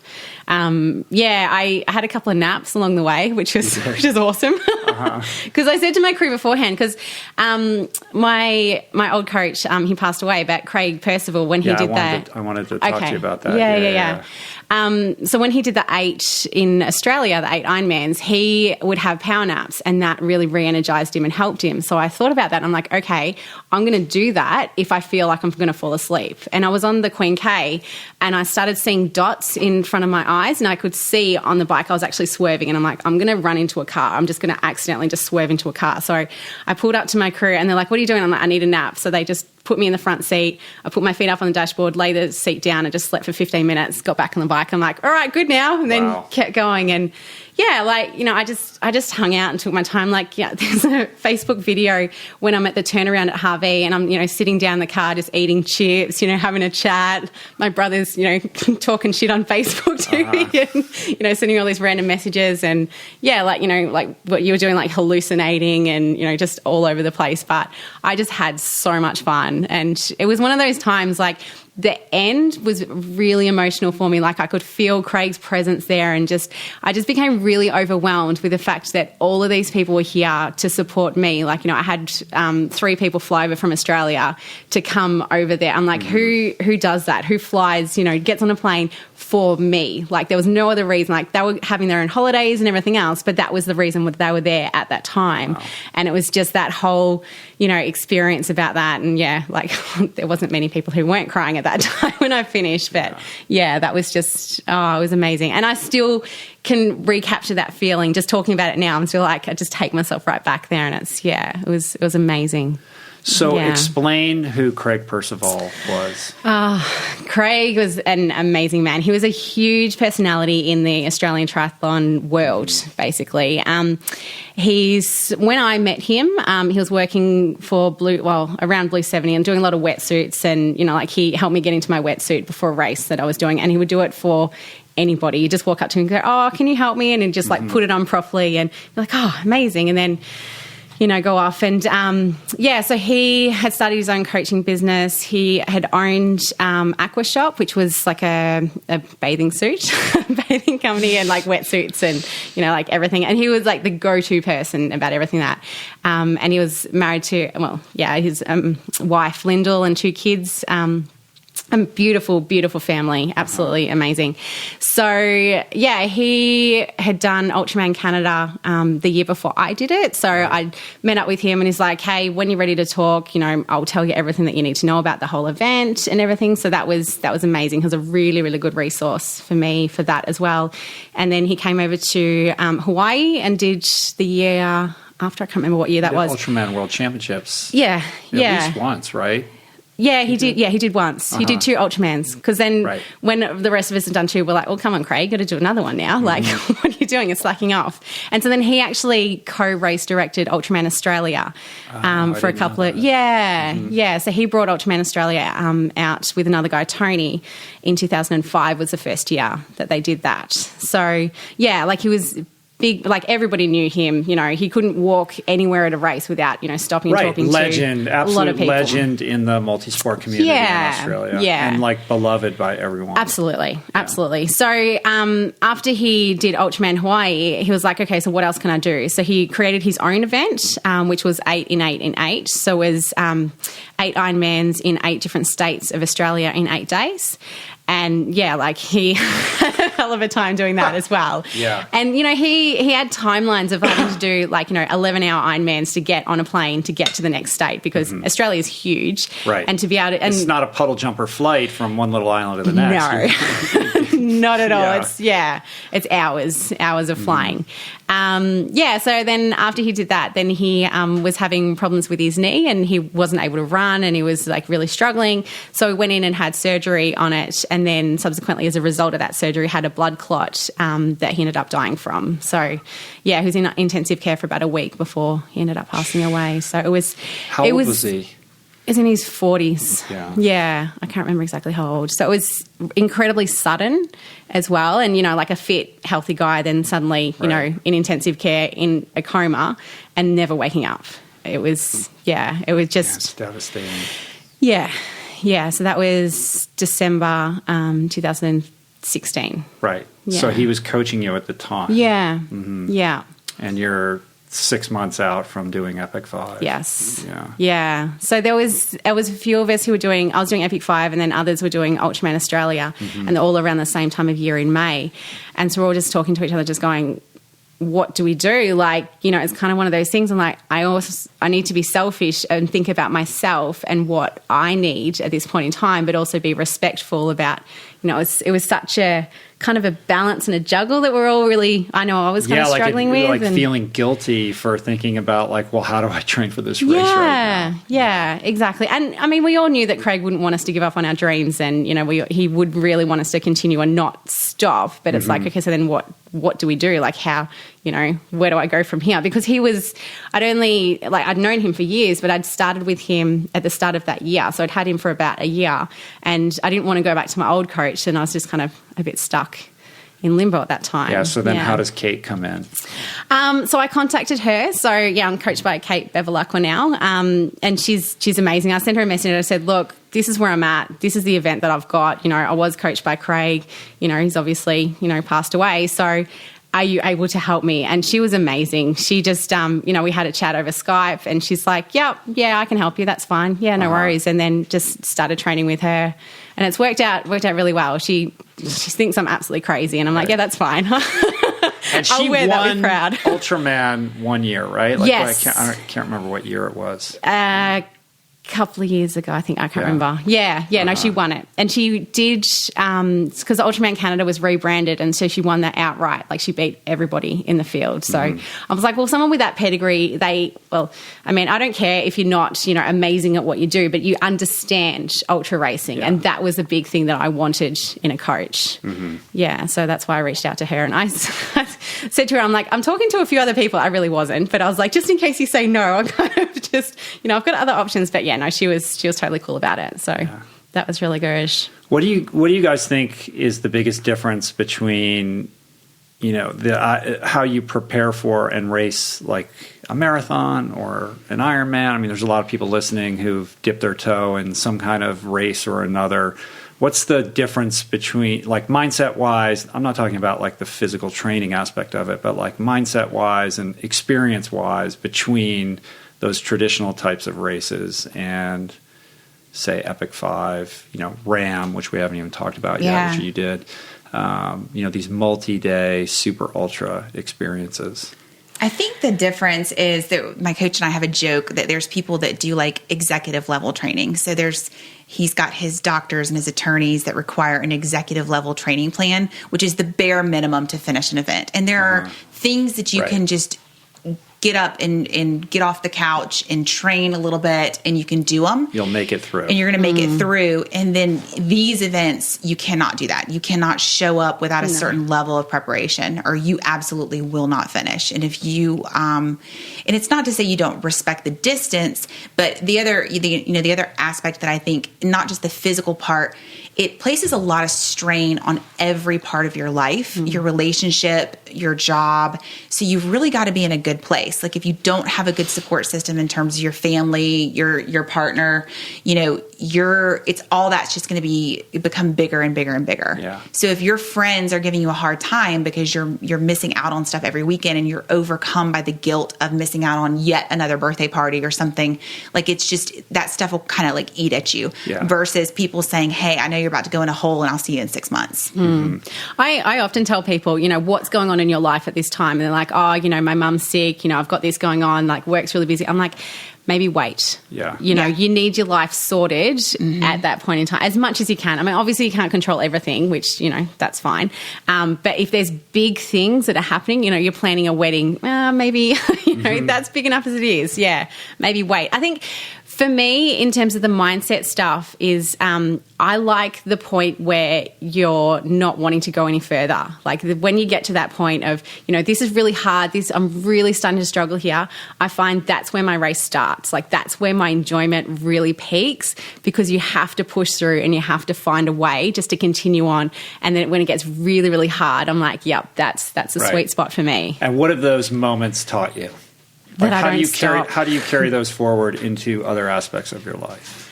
I guess that for me, it's that I don't stop. Like, I grew up as a very, very stubborn child, as my parents tell me, and I've kind of turned that into a mental strength. And so I guess, in my world, in my job, I'm a mental health nurse. So anything that is incredibly stressful is like, that's really intense point. That's like, we're talking about, somebody, we were saying before, if no one's trying to commit suicide, if no one's beating each other up, if no one's, imminently going to die, it's okay, we can deal with this. And so I think I have that attitude in all of aspects of my life. So I think that, my husband's a sniper on the SWAT team. So is he? Yeah. So if people aren't trying to kill us, we're like... Are people in trees? No, we're good. This is no big deal. It's different, and I work in healthcare too. And that's like the David Goggins perspective. Exactly, exactly. And I work in with end of life, so I'm with people whether they're old or not. I am working with people in the end of their lives. So for me, it's like what it's taught me is I am comfortable being uncomfortable. And I tell people, I'm the kind of person that could walk around all day with a rock in my shoe and never take it out.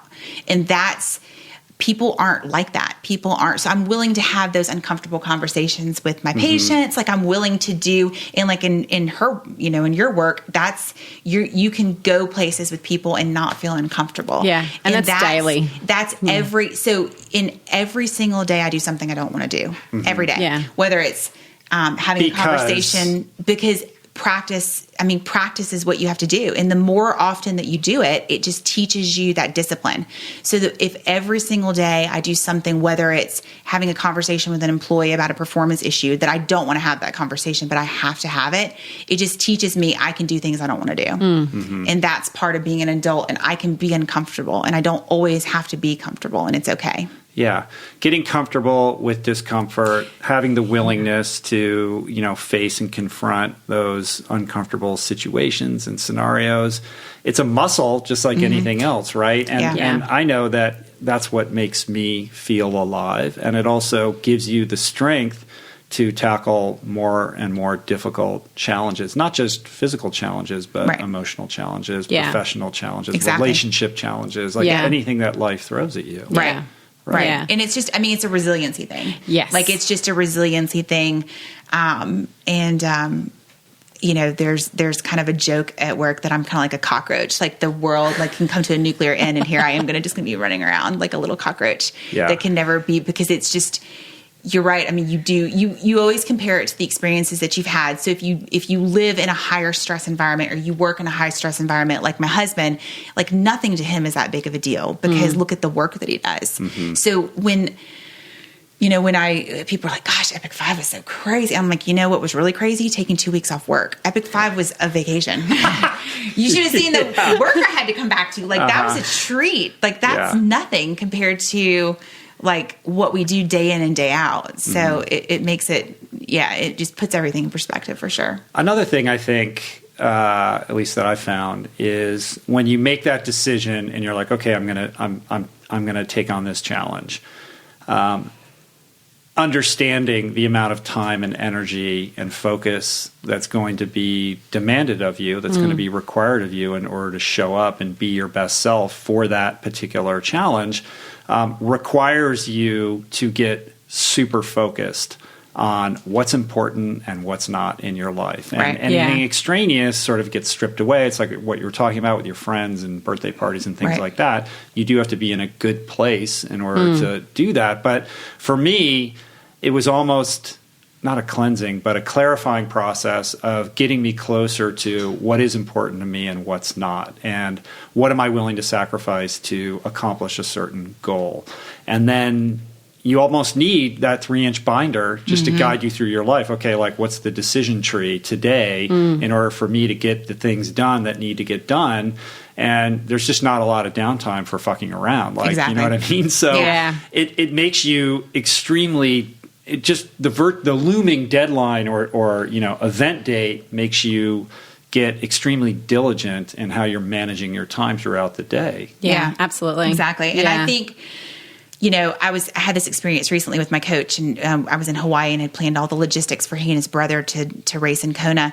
And we were talking about how it's very difficult. He races, his brother's got cerebral palsy, so he swims and swims with him and does a modified bike and pushes him on the run. And we were having this conversation about like all the media and stuff. And I said, every exchange that you have with someone, like you're giving a piece of yourself away, whether you mean to or not, every time you talk to somebody. And if that's not a positive encounter, or if it causes you anxiety or angst, like that, you get chipped away and then you feel depleted, and your training depletes you. So you have to be very cautious about the people that are in your life and how they support you and what they need from you, because you can't, if you're a problem solver or you're a person who's always trying to fix things for people, and then you end up doing all this training, and you can't, at some point you've got to back out of some of those other obligations. Yeah, you have to create healthy boundaries. Yeah. And the stakes are higher, right? So you don't have the,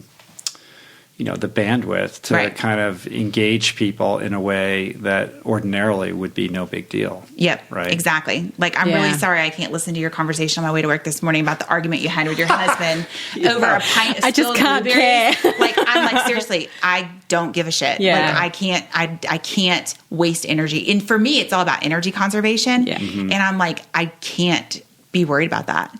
Like, when I did RAM, one of the girls on the crew, she had a tattoo on her finger that said "Let it go," and so that's my thing. Is I do this, and it's like "Let it go," and it's like, just let it go. Who cares? Yeah. Just let it go. Yeah. So what was RAM like? So you were what's the accolade? You were the youngest female, two-person female team. Yeah. So we set the two-person female record in terms of speed and age. We were the youngest. How long did it take you? 8 days, 2 hours and 35 minutes. I can't even imagine. Yeah. It was pretty incredible. So what is that, like sleeping a half an hour a night? We did, deal? So for 12 hours during the day, we did anywhere from like 10 to 30 minute pulls a piece. Oh, wow. And so we did that for 12 hours. And then at night we did a 3-3-3-3. So 3 hours on, 3 hours off, 3 hours on, 3 hours off. And our goal was to sleep for an hour and a half during that 3 hours, because that was also when we were doing like a full kit change, brushing our teeth. So the goal was to get like an hour and a half to 2 hours, but broken up into 2 segments. So 3 hours a night total on average. Yes. Right. Yeah. And in between, it's essentially an 8-day interval workout. Correct. Yeah. Time trialing the rest of the time. Oh my God. Yep. Time trialing across the country. So hardcore. Yeah. What was the hardest part about that? Honestly, I think the hardest part was we had a crew of 11 people, and just managing the dynamics of the people with the crew, and just being different, and having to make sure that not trying to worry about how people were. My job is to ride a bike, and like, I can't be worried that you guys were arguing with each other. And we had these like radio pieces that they use where they can talk to you. And my husband and his brother were like, they argue all the time. And by like the 6th or 7th day, they were arguing with each other, and every time they talked, it came in my earpiece, and they were like, bro, that's not the right turn. Dude, shut up. And I just ripped it out, and I was like, I'm done. I can't listen to you guys anymore. I just need to ride my bike. Yeah. So I think the dynamics, like, that was probably the hardest part. That's a long time for people. And who was your partner? Her name's Casey Darden. So she was my partner, and I met her at Double Ironman. Yeah. Yeah, in Atlanta. And she went out and crewed she was part of an 8-person team that rode. And she came back. She was like, we can totally do this. And I was like, yeah, of course. So, I mean, I'm trying to wrap my head around like the whole process of going end to end across the entire country. I mean, what was the hardest terrain? Was it the super long flats through the middle of the country where you think it's never going to end? Is it going over the mountains? The Appalachians are definitely the hardest. Really? So everybody talks about the Rockies and Colorado and all that, and that's great and everything, but nothing is compared to the Appalachians. And the good news Why is that? Because it's humid, or because it's humid. It's 600. The climbs are harder. The roads are windy. You can't see what's around the corner. Like Colorado and the Rockies are just wide open. It's beautiful. The Appalachians, it's not like that. It's trees. It's just, there's not the scenery to look at. The climbs are harder.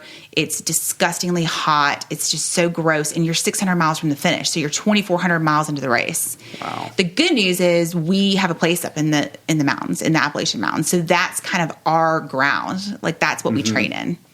So you were ready for it. So we were more ready for that because we have such close access to it from Atlanta. Yeah, but that was definitely the hardest in terms of the terrain. Was it a bigger sense of accomplishment doing that versus Epic 5, or how do those two compare? I mean, they're apples and oranges, but Epic 5 was definitely a much, RAM was incredible. And at the time I was like, it's going to be really hard to kind of top this, but Epic 5 definitely topped that for sure. And it was a lot harder. Logistically, like, we didn't have stuff that went wrong. We had stuff that went wrong, but nowhere even remotely close to Epic 5. So paint a picture, each of you, for what a typical training week looks like so people can really understand what goes into this. Well, we were just having this hilarious conversation because I like to actually let myself get like completely out of shape for things.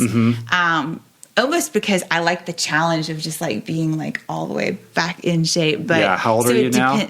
I'm 37. Right. When I say it gets harder when you get, you don't want to get too far away from it. I should be cautious about how I say out of shape. I like to. For you. Out of shape is a relative term. But when I am in shape or training for something, I mean, I typically will try to swim. I swim in a master's program Monday, Wednesday, Friday. When I was training, my heaviest training week for Epic 5 was like 39 hours. So I did 2 back-to-back weeks of training. And that's just low intensity volume for the most part? For the most part. I would always... 35 hours? 39. So I did a 38-hour one week and 39 the next. You're literally training basically 7 hours a day. And I would do at least 10 hours on the weekend. I would always like get up and swim masters, do a 7 and 8 hour ride, and then I would run for like 2 to 3 hours off the bike. So I was getting these huge blocks of training in, and I would take Fridays off and do these big, like massive training blocks. And then like come Monday morning when you're exhausted, I would get up at 4:15 and go swim. And did you experiment with sleep deprivation to acclimate to that? Like waking up in the middle of the night and going to work out and stuff? Here is the great news. I do that already. Oh, you do? All right. Last night, Mel's like, That's like SEAL training. Mel's like, how are you still awake? And I was like, I don't sleep. No. She's like, I told her, I was like, I'm going to be up at 3 o'clock in the morning. And then I found a 24-hour cafe. So when I was, so I don't sleep very much, and that's the good news. But when I was training for Epic 5 and I'd get really tired and I would go to sleep like at 9, I would wake up at 2 a.m. 100% awake. Right. And I would, just get up and go train. And it is a gift. And that's one of the things I think that makes me, but you know what? The gift of being able to fall asleep. Mel was like, I fall asleep and I sleep. Yeah. And 2 seconds later, she was dead asleep. Yeah. You couldn't have woken me. Her like, I was looking at her like, she really is going to sleep all night. Yeah. Like, who are you? You sleep all night. I sleep and I wake up. Yeah. And then she sleeps and she wakes up like a gazillion hours later, and she was like, that felt great. And I'm like, oh my gosh, I toss and I turn. I don't sleep well. So I don't have to practice with sleep deprivation because that's kind of my life already, which makes me, I think, a little bit better to train to handle it when it comes up. Mel, what's training look like? So I didn't do those bigger weeks. I think my biggest week was probably about 30 hours. And I would, because when I was training for Epic 5, I'd changed jobs. Yeah, so I was doing a Monday to Friday job. So that made it a lot easier because before that I was doing shift work. So I'd be doing like mornings, afternoons, night shifts. I did a really heavy block of training for Ultraman Australia when I was on night shift. And so that was my sleep deprivation training. That was, full on. I was not a nice person. Work all night and then catch a nap and then train? Yeah. Wow. And then go back to bed and have another nap and then go to work. Right. Yeah. So that was, that kind of prepped me going, well, if I can manage that, that's okay. Because, I mean, I do sleep and I sleep like 7-8 hours a night, but I can nap as well. I can lie down on the couch, nap for half an hour, get up, go to work. Like it was, I'm a very good shift worker in that way. But I'd changed jobs and I was working Monday to Friday, so I could train before and after work every day. So my hours would probably be between about 2 to 4 hours a day, each Monday to Friday. And then on the weekends, I do generally about 7-8 hour days on the weekends, every weekend. So where I live in Melbourne, I'm about a 45-minute drive away from some really good hills. I mean, my hills are not compared to what your hills are. Like my longest hill, I could probably ride about 7 Ks. But Melbourne's great for cycling, right? It's really good. It's like the cycling capital of Australia. Very much so. Yeah. So if I want to ride flat, I'm riding with thousands of cyclists every weekend. If I want to ride hills, there's cyclists everywhere. And I go to places where there is cyclists because in the cars, I mean, there's, people who don't like cyclists, but there's a lot of people who expect them. So then they drive a little bit differently and it's a little bit safer. It's the way I kind of look at it. Yeah. So I'd use the week, like during the week, it'd be my, do a bit of strength work, do a bit of speed work in all disciplines. So, my Kate would get me to, have a swim week, a bike week, a run week. So I'd have extra sessions on whatever the focus was that week. And on the weekends, it was always heavy bike. So, like 7 hours ride, 1 hour run off the bike. Because she's like, you have to be strong and fit in swim and bike, and then the run will just take care of itself. Like we won't focus so much on that because it's about getting to the run as in best shape as you can, Right. then to get through that. Yeah, you can use the bike to develop that aerobic engine without all the load bearing that running, Yeah, absolutely. ends up, creating injuries and Yeah. all sorts of other issues. Yeah, and I didn't have any injuries in my prep, so Wow. I was really lucky. Yeah, it was great. So when people come up to you and say, as invariably I'm sure they do, like, oh, I'd love to like do this or that, but like I just don't have time. Yeah, I say, I'm like, well, I make time. I never actually say I don't have time. I'm like, I have different priorities to you. Yeah. And that's the way I kind of reframe it for people. People are like, oh, I'd love to do that. I don't have time. I was like, well, if you reprioritize, you've got different things going on in your life at the time. But, if you actually juggle things around, I actually don't have that many people saying they want to do Epic 5, to be honest. No, like, of course. Yeah. I'm so shocked. Surprise. Nobody is like, oh my gosh, I want to do that. I've had like 3 people. One girl who has her heart set on it, and she's 100% committed to doing it, which is amazing. And you Other could pay people, it forward by helping her. I have been. Yeah. I said to her, I'm like, ask me any questions whatsoever. Like, I'm an open book. Like, I want to help you as much as I can. So it's really good. I really, really enjoy that. And then the 2 women who did it last year as well, like both of us were in contact with them and just saying, Right. we'll help you as much as we can. We want to help you be successful. So, Right. Yeah. So 4 women have attempted. Correct. Yes. 3 have completed it. Yes, right. Who's the third? Her name is Michelle and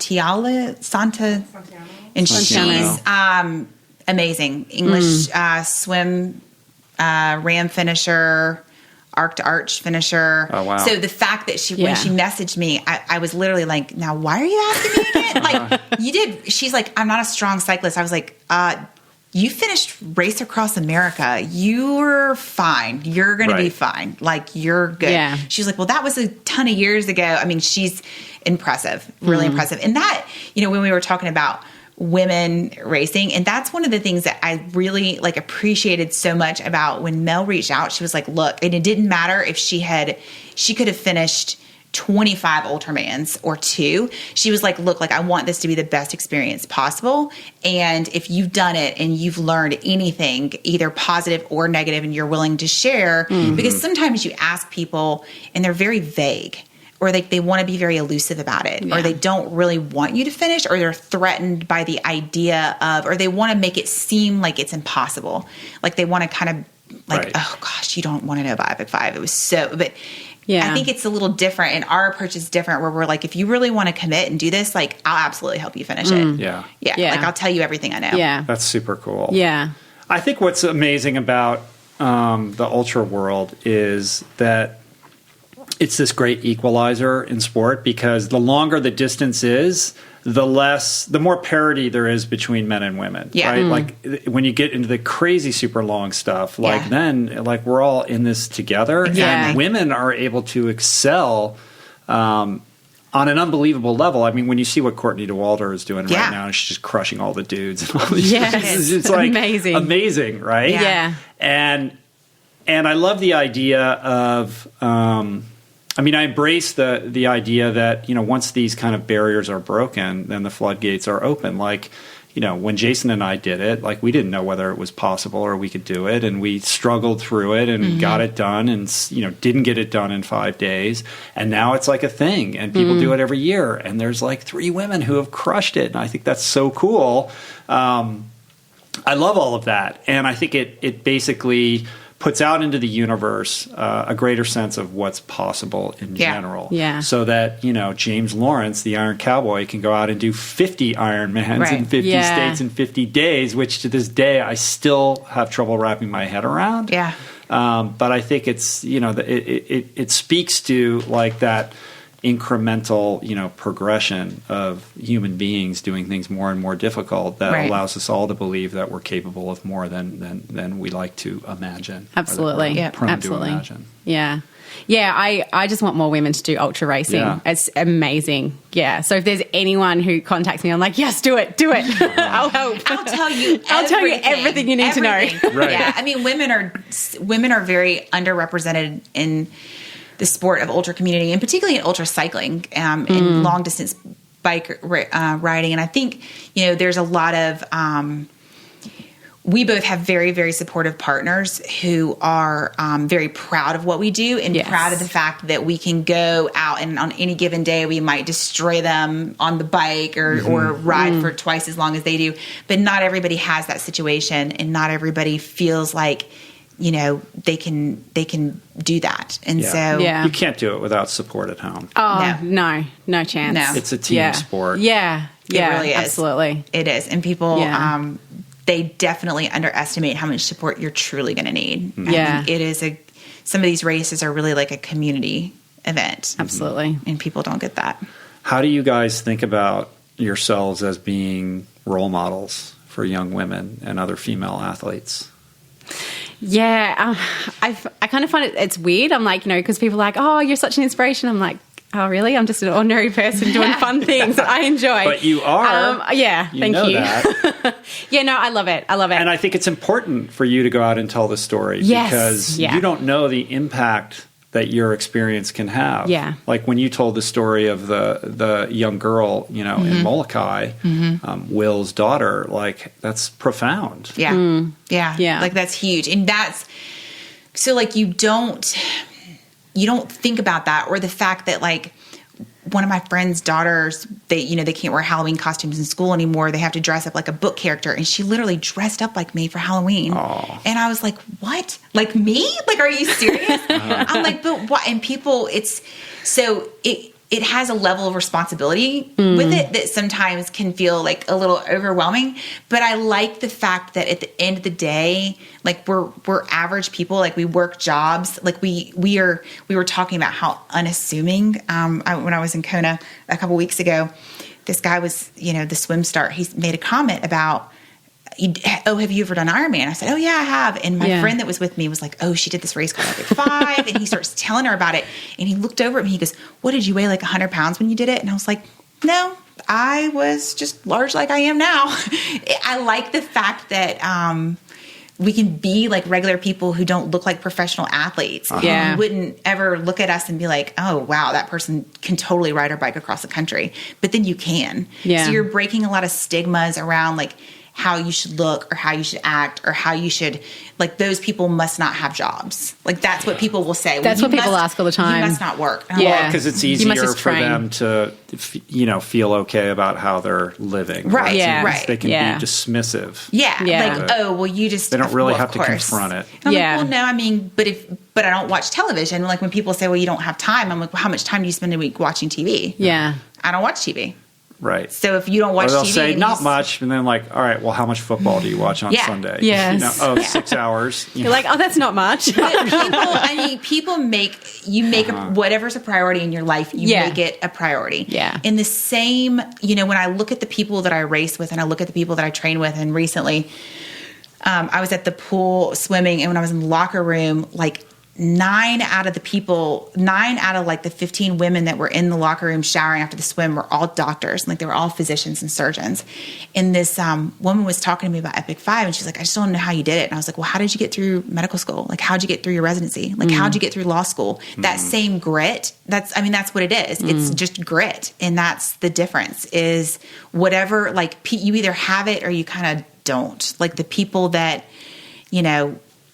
have it and figured out a way to get their PhD when, they weren't very well educated growing up. Like those are the people that are going to excel in this kind of sport because they've just got it. I think you can have it, but also you can develop it as well. I think that's something that I don't take my mental strength for granted. I build it up over time. Every training block for a new race, I will start, and go, okay, focus on this, focus on that, and then keep developing and building it all the time. I don't just rely on it being there when I need it as well. So I think it is, like a muscle. Right. You can improve it and work on it. Yeah. And what's driving all of this? Like, this is the why question, right? Like, why do you do it? Why do you do it? What are you trying to learn? What is it doing for you? What is the driving force that compels you to tackle these challenges? And I'm sure the answer is different for each of you. Mm-hmm. Yeah, I don't know your why. I guess for me, what I said before, is trying to find the limit, trying to push myself. And I guess, I grew up. But why? Yeah. Why? Why? The why behind the why. Well, I guess, I grew up, I don't feel like I'm any kind of extraordinary person. And I had a lot of people doubting that I was actually able to do my first Ultraman and then, and even Epic 5. And so I guess some of it's a bit of like, well, I'll prove to you that I can. There's a little bit of ego in it. It has to be, that's normal. That's natural. Mm-hmm. But also just because I want to see how mentally far I can push myself and how physically far I can push myself until, I can't do it anymore. And like, I haven't found that point, so I'm still searching. I'm still trying to go and like keep going and go beyond that. And I guess the enjoyment that I get from really digging deep is just like, it's just like nothing else in my life. Just to be able to get to that. I don't know. I don't really feel like I have one particular thing that is this is why. It's a whole bunch of other things. I really enjoy, I love the sport. I love, going out for, riding for 10 hours just because, I decided to ride from here to there and it took me a long time to get there. Yeah. And it's just, like next year, I'm looking to do Uberman as well. And that's going to be my next, massive thing. I'm like, all right, well, am I able to do that? That scares me. Let's do it. Right. Let's sign up for that. So explain to people what Uberman is, because this is really something else. Yeah. So I don't really... I know the guy who came up with this crazy harebrained idea. He lives here in Malibu. Oh, does he? Yeah. Oh, okay. Good to know. So the swim is the Catalina Channel swim. So it's 34 kilometre swim. I don't know miles. And then the bike is just over 600 kilometres, and you finish at the start of where the Badwater Run starts, and then you do the Badwater Run at the end of it. So I like in the fact that there's no cutoff. So you start and then you finish whenever you finish. Like obviously I'm going to try. You could do it over the course of a year if you want. If you really wanted to. I'm not going to take a year. Yeah. So I basically, cannot take a year off. you swim from Catalina to Palos Verdes, and then you do RAM, essentially, and then you run Badwater. Yeah, pretty much. Yeah. Right. Just a little bit. Yeah, and it's another challenge. And as I said, it's something that scares me. Like Epic 5 intimidated the hell out of me. And I was like, I want to give it a go. Just, put it out there, see if I can do it. Why not? Just give it a go. Yeah. So, and I do like it. Like one of my good friends, his daughter who's 8, he was telling her about this. And so she wrote me a card that actually I have with me, and it's beautiful. And he goes to me, oh, by the way, she expects you to win. I was like, oh, okay. No pressure. I'm not going to win. But anyway, but yeah, she feels really inspired by it. And I'm like, that's amazing. So there's a whole bunch of whys in that. And yeah, just because I can. Yeah. Danny. I think for me, like working in geriatrics and working with older adults, and when I started doing long distance racing, I was working in a retirement home, and every day people would get up and they would go to the library and they would drink coffee, and I would constantly hear people talking about stuff they didn't do. And regrets. People never said, I missed like the season finale of Grey's Anatomy in 2008, or, oh my God, I can't believe that it always had to do with like travel, or I wish I would have spent more time with my kids. And that was about the same time that like that YOLO hashtag, you only live once, was coming out. And I really started thinking about that and thinking like one day I'm going to be sitting in this retirement home and I'm going to be like, I did everything that I could. Like I went all the places I could afford to go. I put my body through every physical limitation possible. If it sounded cool, I wanted to do it, then I did it. And I just like literally want to be at the end of my life saying like, I gave it all. Like I'm empty. There's nothing left. Like I just did everything that I could. And for me, it's, in a lot of ways I feel really grateful because I was in a really bad accident where I got hit by a drunk driver, and the doctor's like, you're probably never going to be able to run again. Oh, wow. So when was that? How long ago was that? In 2006.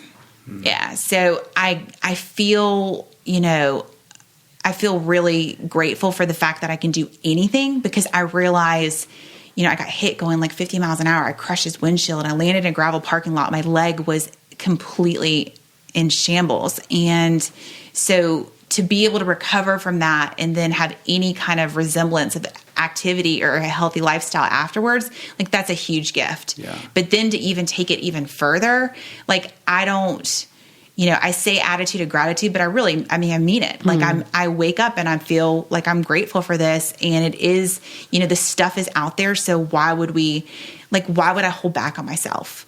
Like, you make promises to other people and you feel so guilty when you break a promise to somebody else, but people break promises to themselves all the time. Yeah. Like you sign up for a race and then you bail on yourself. You're like, oh, well, maybe I'm not going to do that. Or you have a goal like, oh, I want to learn how to sew. And then you're like, oh, no. But if somebody else, you had that commitment to them, you would try so hard to make it. But I'm like, you owe that to yourself too.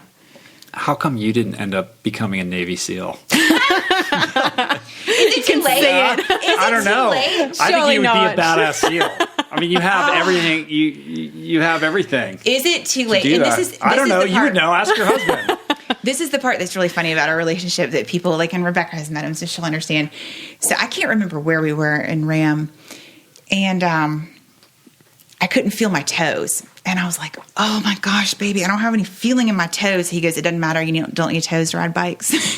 Yes. And that was it. And he goes, yes. he goes, get back. No sympathy there. He goes, get back on your bike. And that, when I was training for Epic 5, or he was like, if you sign up for this, there is no complaining. Like in our house, there is a rule. You wanted this. You do not complain. He is, and I had a mechanical issue one time on my bike, 5 hours into a ride that was supposed to be 7 or 8 hours. And I was so frustrated because I was having such a good ride. And I came home, he goes, get your ass on the trainer and finish. He was like, there's no reason why you can't finish a ride. You have a trainer upstairs. Right. Go finish. Nice. And that's kind of that. Yeah, I've done that. That level, oh my God. Are you guys going to have kids? I'm terrified for your child. That's that level of accountability that, that very few people, there's, you don't get that. You don't have people that are telling you, well, yeah, you can totally do that. When Mel's telling me about this race, I'm like, wait, when is it? I want to do it. But, you guys got to do it together after this. That'd be fun. You just met today. Yeah. You have to do something together. We do. Yeah. We got to find something together. We're doing Race Across the West in June.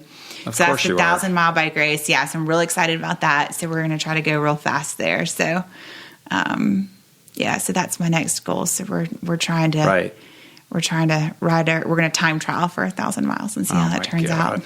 And Mel, your next race is coming up quick here. Yes, it is. Ultraman World Championships. Yeah. You're headed to Hawaii for last minute prep. Yeah. Yeah. Super excited for you. Very excited. Thank you. It's such an amazing race and such an amazing community of people. Yeah. Interestingly, in the wake of the volcanoes, they've had to change the course, right? So how are they working that this year? So the swim's the same. Day one bike is out and back, and it finishes back in Kona because they can't go to Volcano.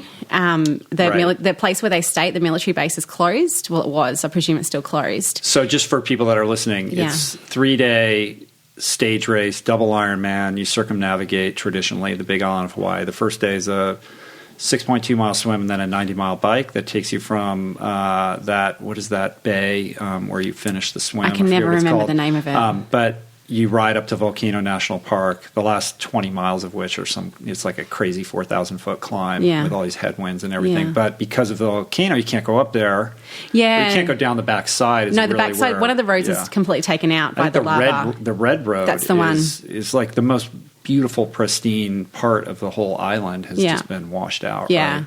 Yeah. Lava's just overtaken the road. When they say out and back, you're riding out to where and back, do you know? Good question. Haven't figured it out yet. Yeah. When I get there, I'll have a look. See, I'm terrible. Danny would have this question answered for sure. Binder, for sure. I do, but do you know what? I made a binder for Ultraman. Yeah. I'm kind of more on the Danny side. I ran New York Marathon on Sunday, and people were like, "Where's the run go?" That's right. You just ran the run, and I was like, Staten Island to Manhattan. They go, "Where do you go through?" And I was like, few of the boroughs. Yeah, I don't know. There'll be plenty of people to follow. I won't be leading, so it's fine. You're like, I'm just going to follow the masses. The weather was great, right? It was amazing. Yeah. Mm-hmm. Yeah, it was beautiful, beautiful run. Had so much fun. But yeah, I don't really care about the courses. Right. You know, if there's hills coming up, I'm like, oh yeah, about this distance, I'll be, doing a climb or whatever. But I honestly, I don't really know a lot about the courses, and I don't look, I'm not that prepared. I don't have a binder.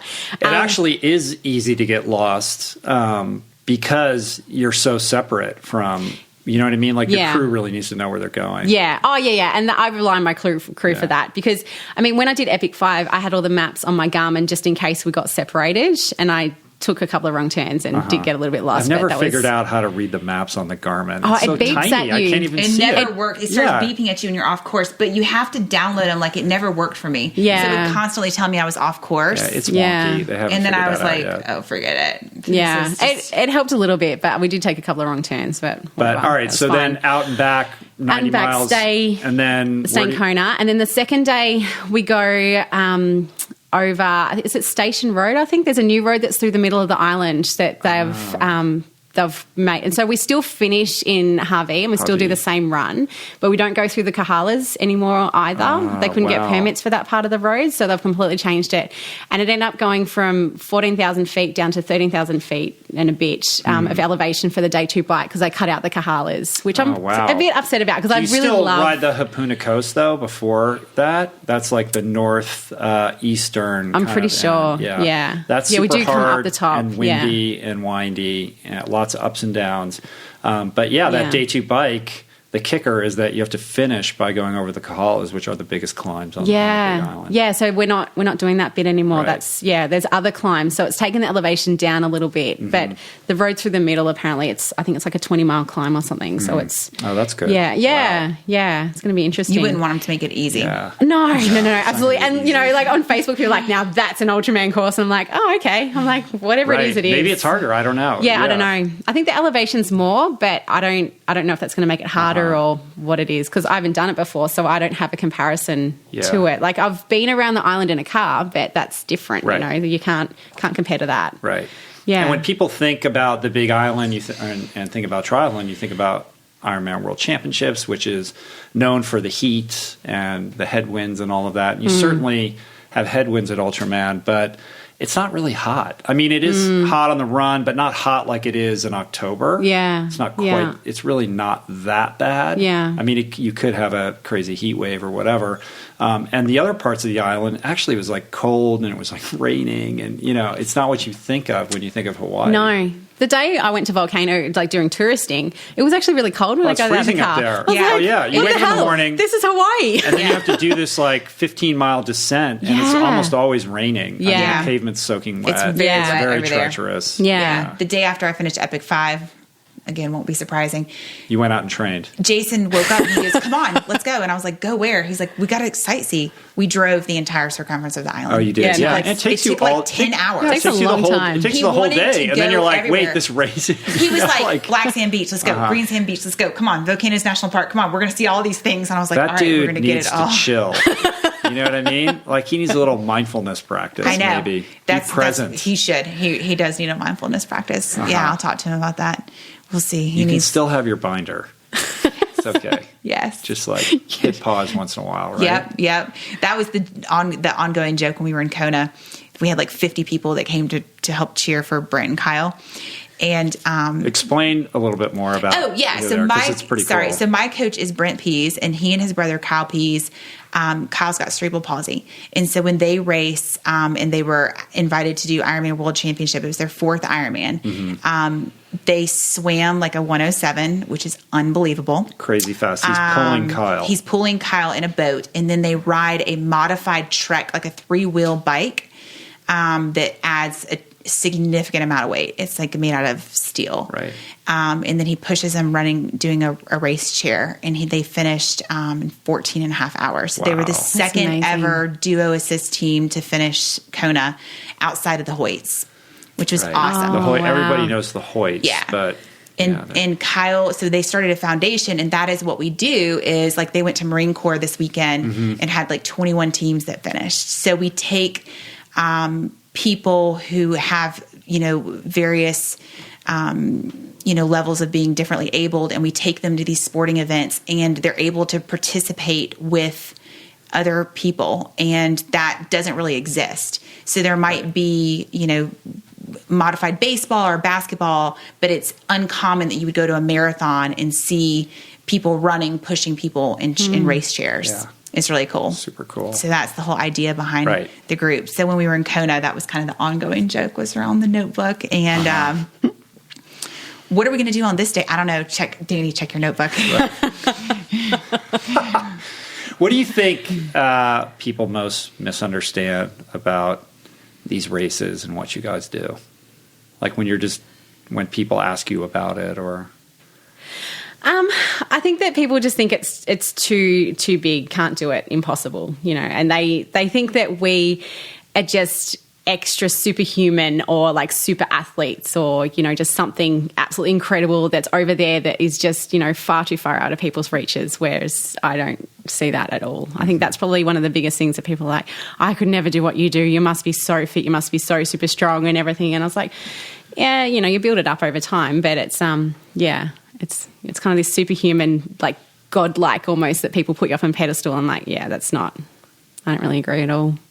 I don't have very many people putting me on pedestals, but I do. Somehow people think that like I must get paid to do this. I'm like, it's the complete opposite. Yeah. Like, Must be nice. Yeah. Like, it must be sponsored. They're like, God, it must be great to get paid to go There's so much money ride your in bike. Ultra. And I'm like, look, like Justin's nut butter might send me like 100 packs of almond butter, and I'm excited about that. Like that's there is no money in this. Like there is nothing. I mean, it's the total opposite. Like I'm pouring all these resources into doing it. No, there is nothing in there. So it's this huge misconception that like, you must be paid to do this. Or sponsored or you're sponsored. Yeah. There's a lot of money and everybody is, looks like a racehorse. Yeah. It's Right. like, have you seen this documentary called 3100 Run and Become? No. So I had the filmmaker on the podcast. Actually, there's a screen this Friday night. I'm going to do a live Q&A with the filmmaker and this guy, Knox Robinson, afterwards. But it's about this ultra run called the Self-Transcendence Run, which is a 3,100-mile run around a half-mile block in Queens, New York. I've heard about that. That Sri Chinmoy started, the guru. And you basically run from 6 a.m. to midnight every day, and you got to clock about basically around, I think it's 30 miles a day in order to stay on track. And you just do it until you've gone 3,100 miles. And it's literally around a half-mile city, like just a nondescript block in Queens, which is just outside New York City. And it follows the stories of a couple of the competitors. It's pretty small. There aren't that many people there.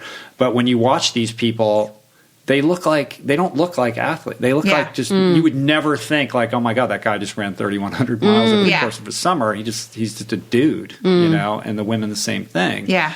And I think that disabuses people of this idea of what an ultra athlete looks like. Yeah. And it begs the question of where the mental game ends and the physical game begins. Like if you had to answer how much of this is mental or emotional versus physical aptitude, like how do you think about that?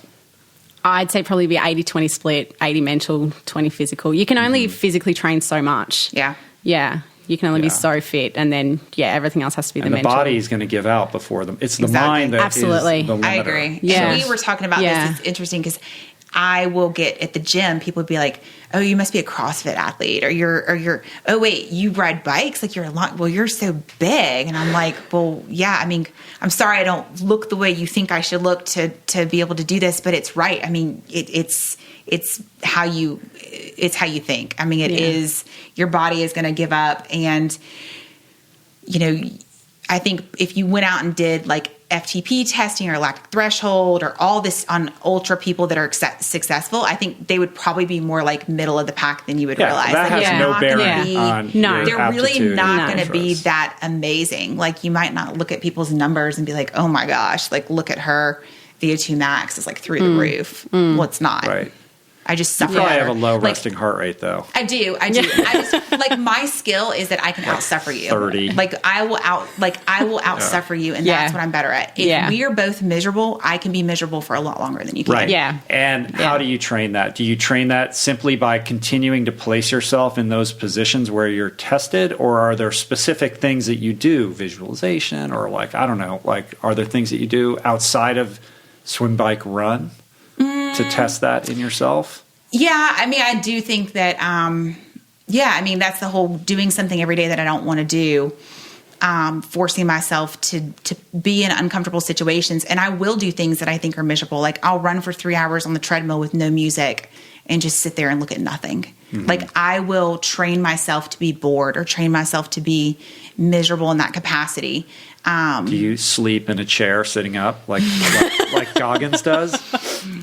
No, but I should. But You're thinking about it. When I first started training, when I first started training, I used to like eat things that were really ridiculous, and then I would go out and run. So when I was training for Epic 5, I would. There's a pool that's like 8 miles from our house, and I would run with a pack on my back and swim. And then sometimes I would have to run back and sometimes I wouldn't. And I used to ask Jason to bring me a towel. And he goes, you're training for Epic 5. The last thing you need to be worried about is drying off. Uh-huh. He was like, if you need a towel, we have bigger problems. Right. And that was just that whole, I'm about to swim. I thought you were going to say you were going to call him to have him pick you up. Oh, he would never do that. He would never. There was one time I thought about calling him to pick me up, and I was like, he would laugh at me and be like, you have to find a way home, and it's not going to be me. Right. Yeah, sorry. Holy shit. Yeah, like he's not in this relationship. I'm glad I'm not married to him. Yeah. No, you get a little more sympathy at home? Yeah, a little bit. Yeah. Right. Yeah, a little bit more. Good. Yeah. I feel better. No, there's no, but he'll tell you, like, he'll say, you're the toughest person I know. Like, he'll be like, you're the, I was going to say, like, you did Epic 5, he didn't. Yeah. Like, right? he will tell you, he will say, like, you are the toughest person I know. Like, you don't need it. Like, you're fine. Yeah. He'll always be like, you're fine. Like, you're so tough. Like, you're fine. Right. Yeah. All right. Well, we got to round this thing down. But I want to leave people with a little bit of insight that they can, take away from both of your experiences. There's a lot of people that feel stuck, or they feel like they're incapable of tackling difficult challenges, or their life circumstances aren't such that they can participate in these things. I think people in general tend to underestimate their aptitude and their abilities and their potential. And both of you are just beautiful, bright, shining stars and examples of what's possible when you apply yourself rigorously towards a goal that most people would dissuade you from or tell you is impossible. Yeah. Yeah. Yeah. Yeah. I think I had so I have a quote, and it's been written on written on a chalkboard, and it says, our deepest fear is not that we are inadequate. Our deepest fear is that we're powerful beyond measure. And then underneath it says 5/5/16, which was the date of the race. And it's literally been sitting in my bathroom since I decided to do Epic 5. And that's what I will tell people. I'll be like, that's really what you're afraid of. You're not afraid of what you can't do. You're more people tend to get more afraid about what they can do when they really start to think about it. Right. They're afraid, like they say, fear of success, but it's really fear of what happens if you put all of yourself on the line for something. Right. Because that's a terrifying, very vulnerable thing to do. Absolutely. Yeah, of course. I mean, there's fear of commitment. There's fear of failure. Like, Mel was talking about how many people, like when you do these races like RAM, we had 11 people on our crew. Like the fear of the fact that we paid for 11 people to be out here with us. What if we let these people down? Like that's a huge, like for Brent and Kyle racing Kona, physically Brent was like, I'm in the best shape of my entire life. He's like, but this isn't just about me. There are 50 people that paid their own money to be here and watch me race. He's like, I can't let them down. Like it's just that pressure. Mm-hmm. I guess for me, I have a lot of people, just going, well, I could never do what you can do. And I said, well, what can you do? It's like, people are like, oh, they always talk their achievements down, which really drives me insane. Oh, I just ran a marathon. You did a little bit of that earlier. Okay, sorry. Yeah. But people that's do a that very like Aussie thing. Oh, very much so. Yeah. Very much so. Oh, yeah. Like I know not many people at work actually know what I do outside of work. And if, That's shocking. Yeah. And it's really funny because my friends actually brag for me. Like, I'll say, oh, yeah, I do triathlons. And they're like, no, you tell them. You tell them what you do. Like, right. You've done all this. And it's like, oh, yeah, okay, fair enough. So, no, I do a bit of that. But I also pick up when other people say, oh, I ran a 5K, but, that's nothing like what you do. And I'm like, that is amazing. Like, celebrate your achievements. Obviously, you don't have to do what I do.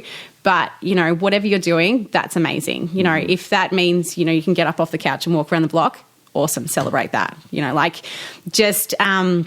just start somewhere. Like I had to start somewhere, everybody has to. Right. So I think that's probably the biggest thing. And I draw inspiration from other people doing what they can do as well. Like I look to other people, I've got, friends who like ran the first marathon and I'm like, that is awesome. Like that inspires me as well. So I draw energy from that as well. And like when you're talking about visualization before, when I sign up for races, I visualize the finish line. That's always for me what I think about.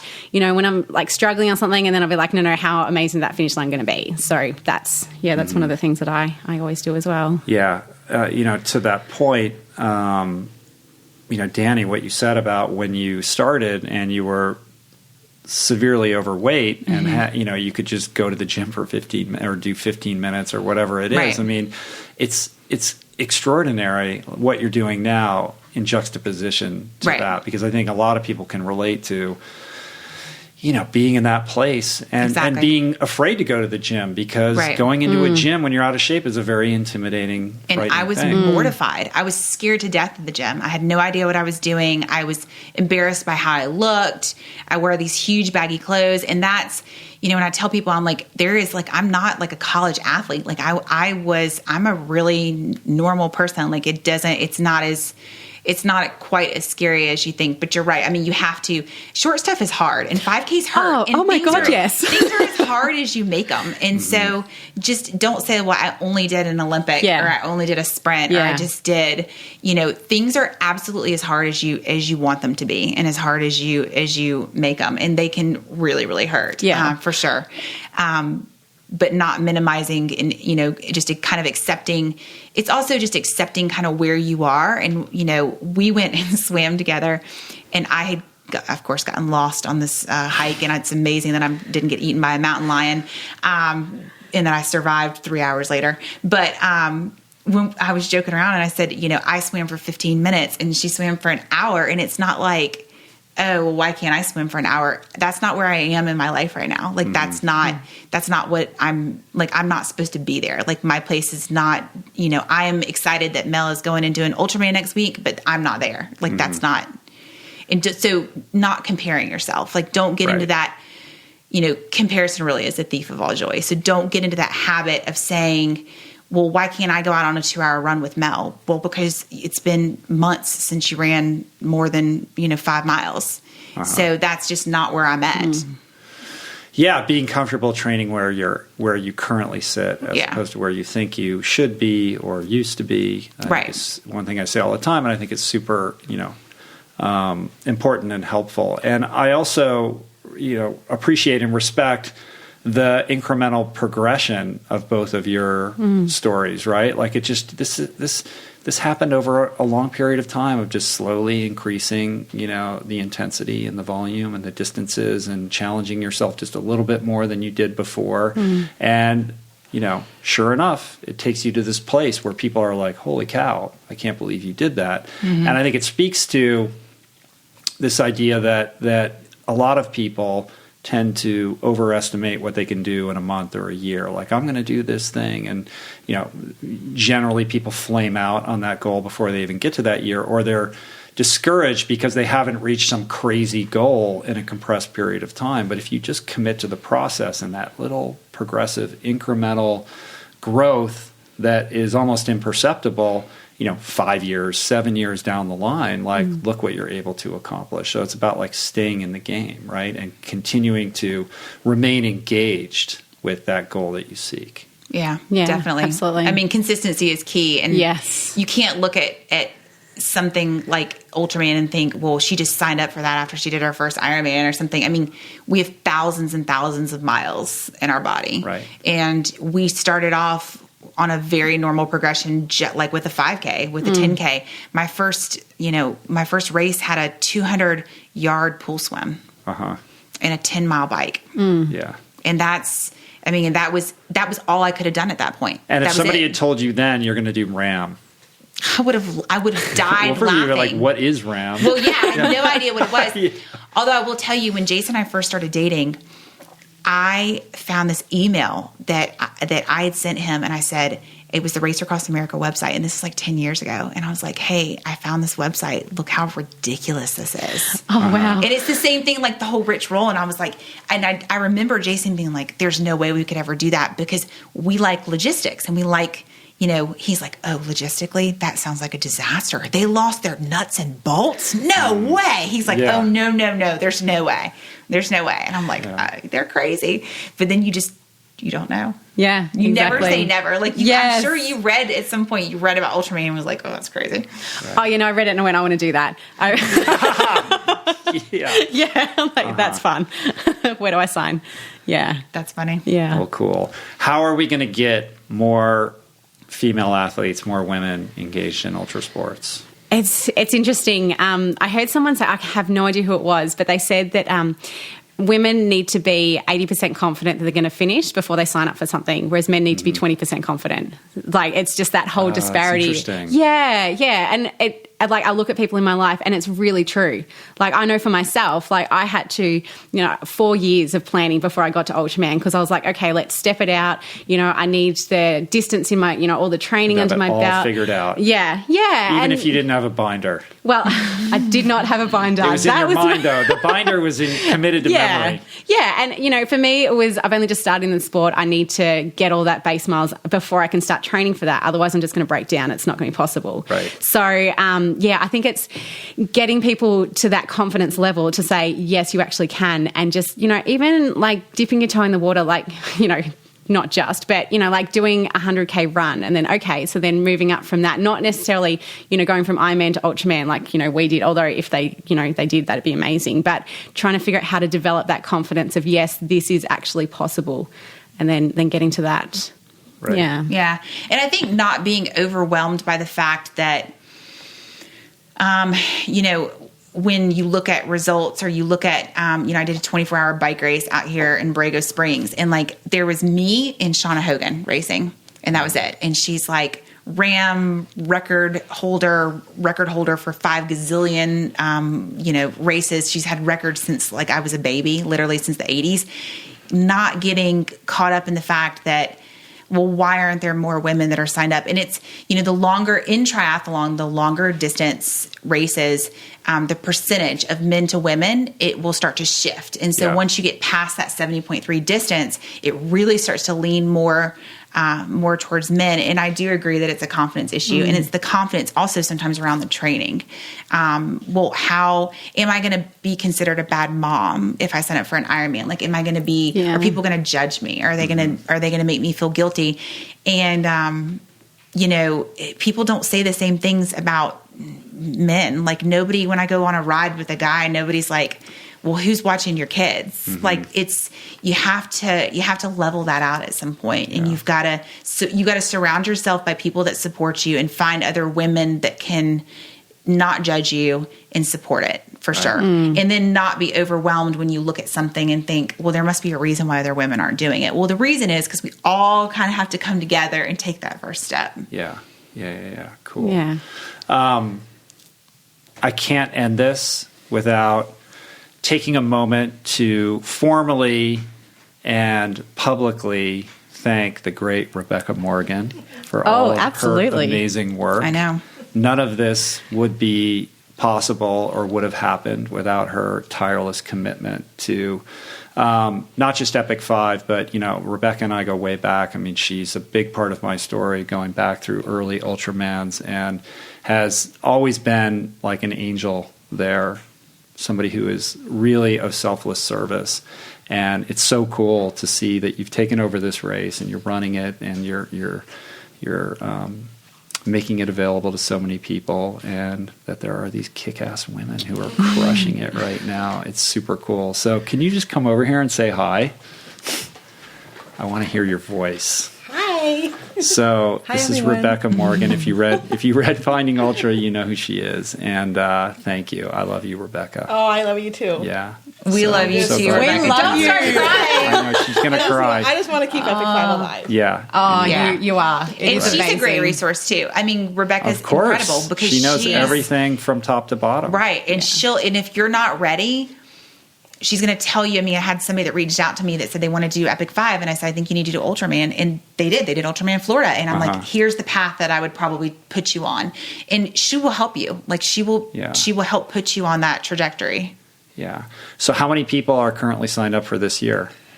Well, we just finished this year. Oh, you just finished? Yeah, okay. we just finished this year. So we're working on next year. We have quite a few events next year. We've got Classic Epic 5, Epic 5 Canada, the 565, which is the 70.3 distance, and the run. Wow. But we're not going to have an Epic 5 in 2020. Oh, you're not? Why not? We're doing the DECA. Yeah. Oh my God. So. All right. Are you guys doing that? No. No. That's the first no I've heard in 2 hours. I thought about it, but I need a break. Like I've done. Yeah. Yeah. There's no women? Which is She tried to sad. fish me a couple weeks ago, and she sent me a text, and it was really one of those times where it was probably one of the only times I responded back. And she said, "Do you think this is possible? The schedule?" And I said, "Honestly, no, not for me. For somebody who finishes an Ironman in 9 or 10 hours normally, then yeah." I was like, "But for me, that's going to be a pretty big stretch." So logistically. DECA meaning 10 Ironmans. How does it break down? Like It's to an island. Is that To- right? It's not quite to an island, almost. Okay. It's 3 islands we're doing 2. 3 islands doing 1, 2. And No? I think we might do 3 on the big island. Right. All right. Well, if people want to learn about that, they can just go to the Epic 5 website. No?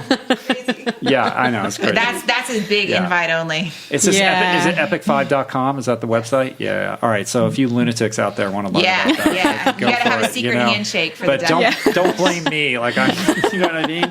All right, you guys. You are 2 of the most inspiring women I've ever met. Thank you for Thank coming you. here and sharing your story. I appreciate it. You guys are awesome. Good luck, Mel. Thank at you. Ultraman. I will be thinking about you and cheering for you Thank and you. following from afar. And your race across the Rocky, what is it? Race across the West. Yeah. Right, So from Oceanside to Durango. Wow. When does Yeah. that start? June. Right. Until June. So Cool. yeah. And if you want to learn more about these lovely ladies, the first thing to do is to read Danielle's book, Fear No Distance, which I have Thank not you. yet read, but you brought me you a a copy copy, here yes. today. So thank you. I'm looking forward to checking that out. And how else can people find you, follow you, cheer for you, give you a hey, what's up, high five? So Facebook is my name, Melissa Urie, and my Instagram is at Rangamel. So You're going to have to say that in American. Ranga. Rangamel? Like what? Yeah, what is that? So, ranga is it's a derogatory word for redheads in Australia. It's actually it's an insult, but a lot of us as redheads take it on and just use it as our nicknames because that's the Australian way. Just embrace it. So it's Rangamel. And I've got a blog, which is rangamel.wordpress.com, which I update once a month, mostly with race reports and cool. other things that I think about to write about. Yeah, right on. Yeah. And I am Dani, DANI_Grabol, Grabol on Instagram, and Danielle Grabol on Facebook. And I have a website and don't do a good job of updating my blog. Yeah. But if you ever come to Atlanta and you want to ride some mountains, you can find me somehow. Right, but they have to keep up with you. Right? That's the problem. And your Yes. husband might snipe them. I know. I wish I could tell you. Dangerous. in the trees. Yeah. You never know. You never know where he's gonna jump out at. No, he's great to ride with too. If you If you don't need a pat on the back. Exactly. Right. If you don't like to be coddled, if you don't want to be told you're going to be doing a good job, and you want somebody who He's is your gonna- guy. But if you want someone that's going to make you finish, it will be us. And I like to tell my last little story here. When I was crewing for Chet, who had finished a gazillion races in the whole world, he tried to quit on me, and I picked him up, threw a donut in his hand, and kicked the chair out from under him, and said, "No, like if you want somebody to kick the chair out from under you, we're your people." Right. And I jest. I mean, I'm sure he's the guy who you want on your team, who's going to support you and show yeah. up for you 110%. Yeah, like you want to be stuck in a foxhole Yeah. with him for sure. Yeah. Yeah. Yep, he's great. I mean, if he is in, he is like all in. Right. For sure. Cool. Well, are you guys going to get out and train today? We've got a swim to do later. You do? Yeah. All right, cool. Yeah. I don't have a swim to do, but I'm going Yeah, to You're gonna do it I'm dragging anyway? Danny along for a I'm swim. going to support her swim. Cool. Thanks again, you guys. Thank really you. appreciate it. Come back Appreciate it. anytime, and look forward to crossing paths again soon. Sounds Definitely. good. Thanks. Awesome. All right.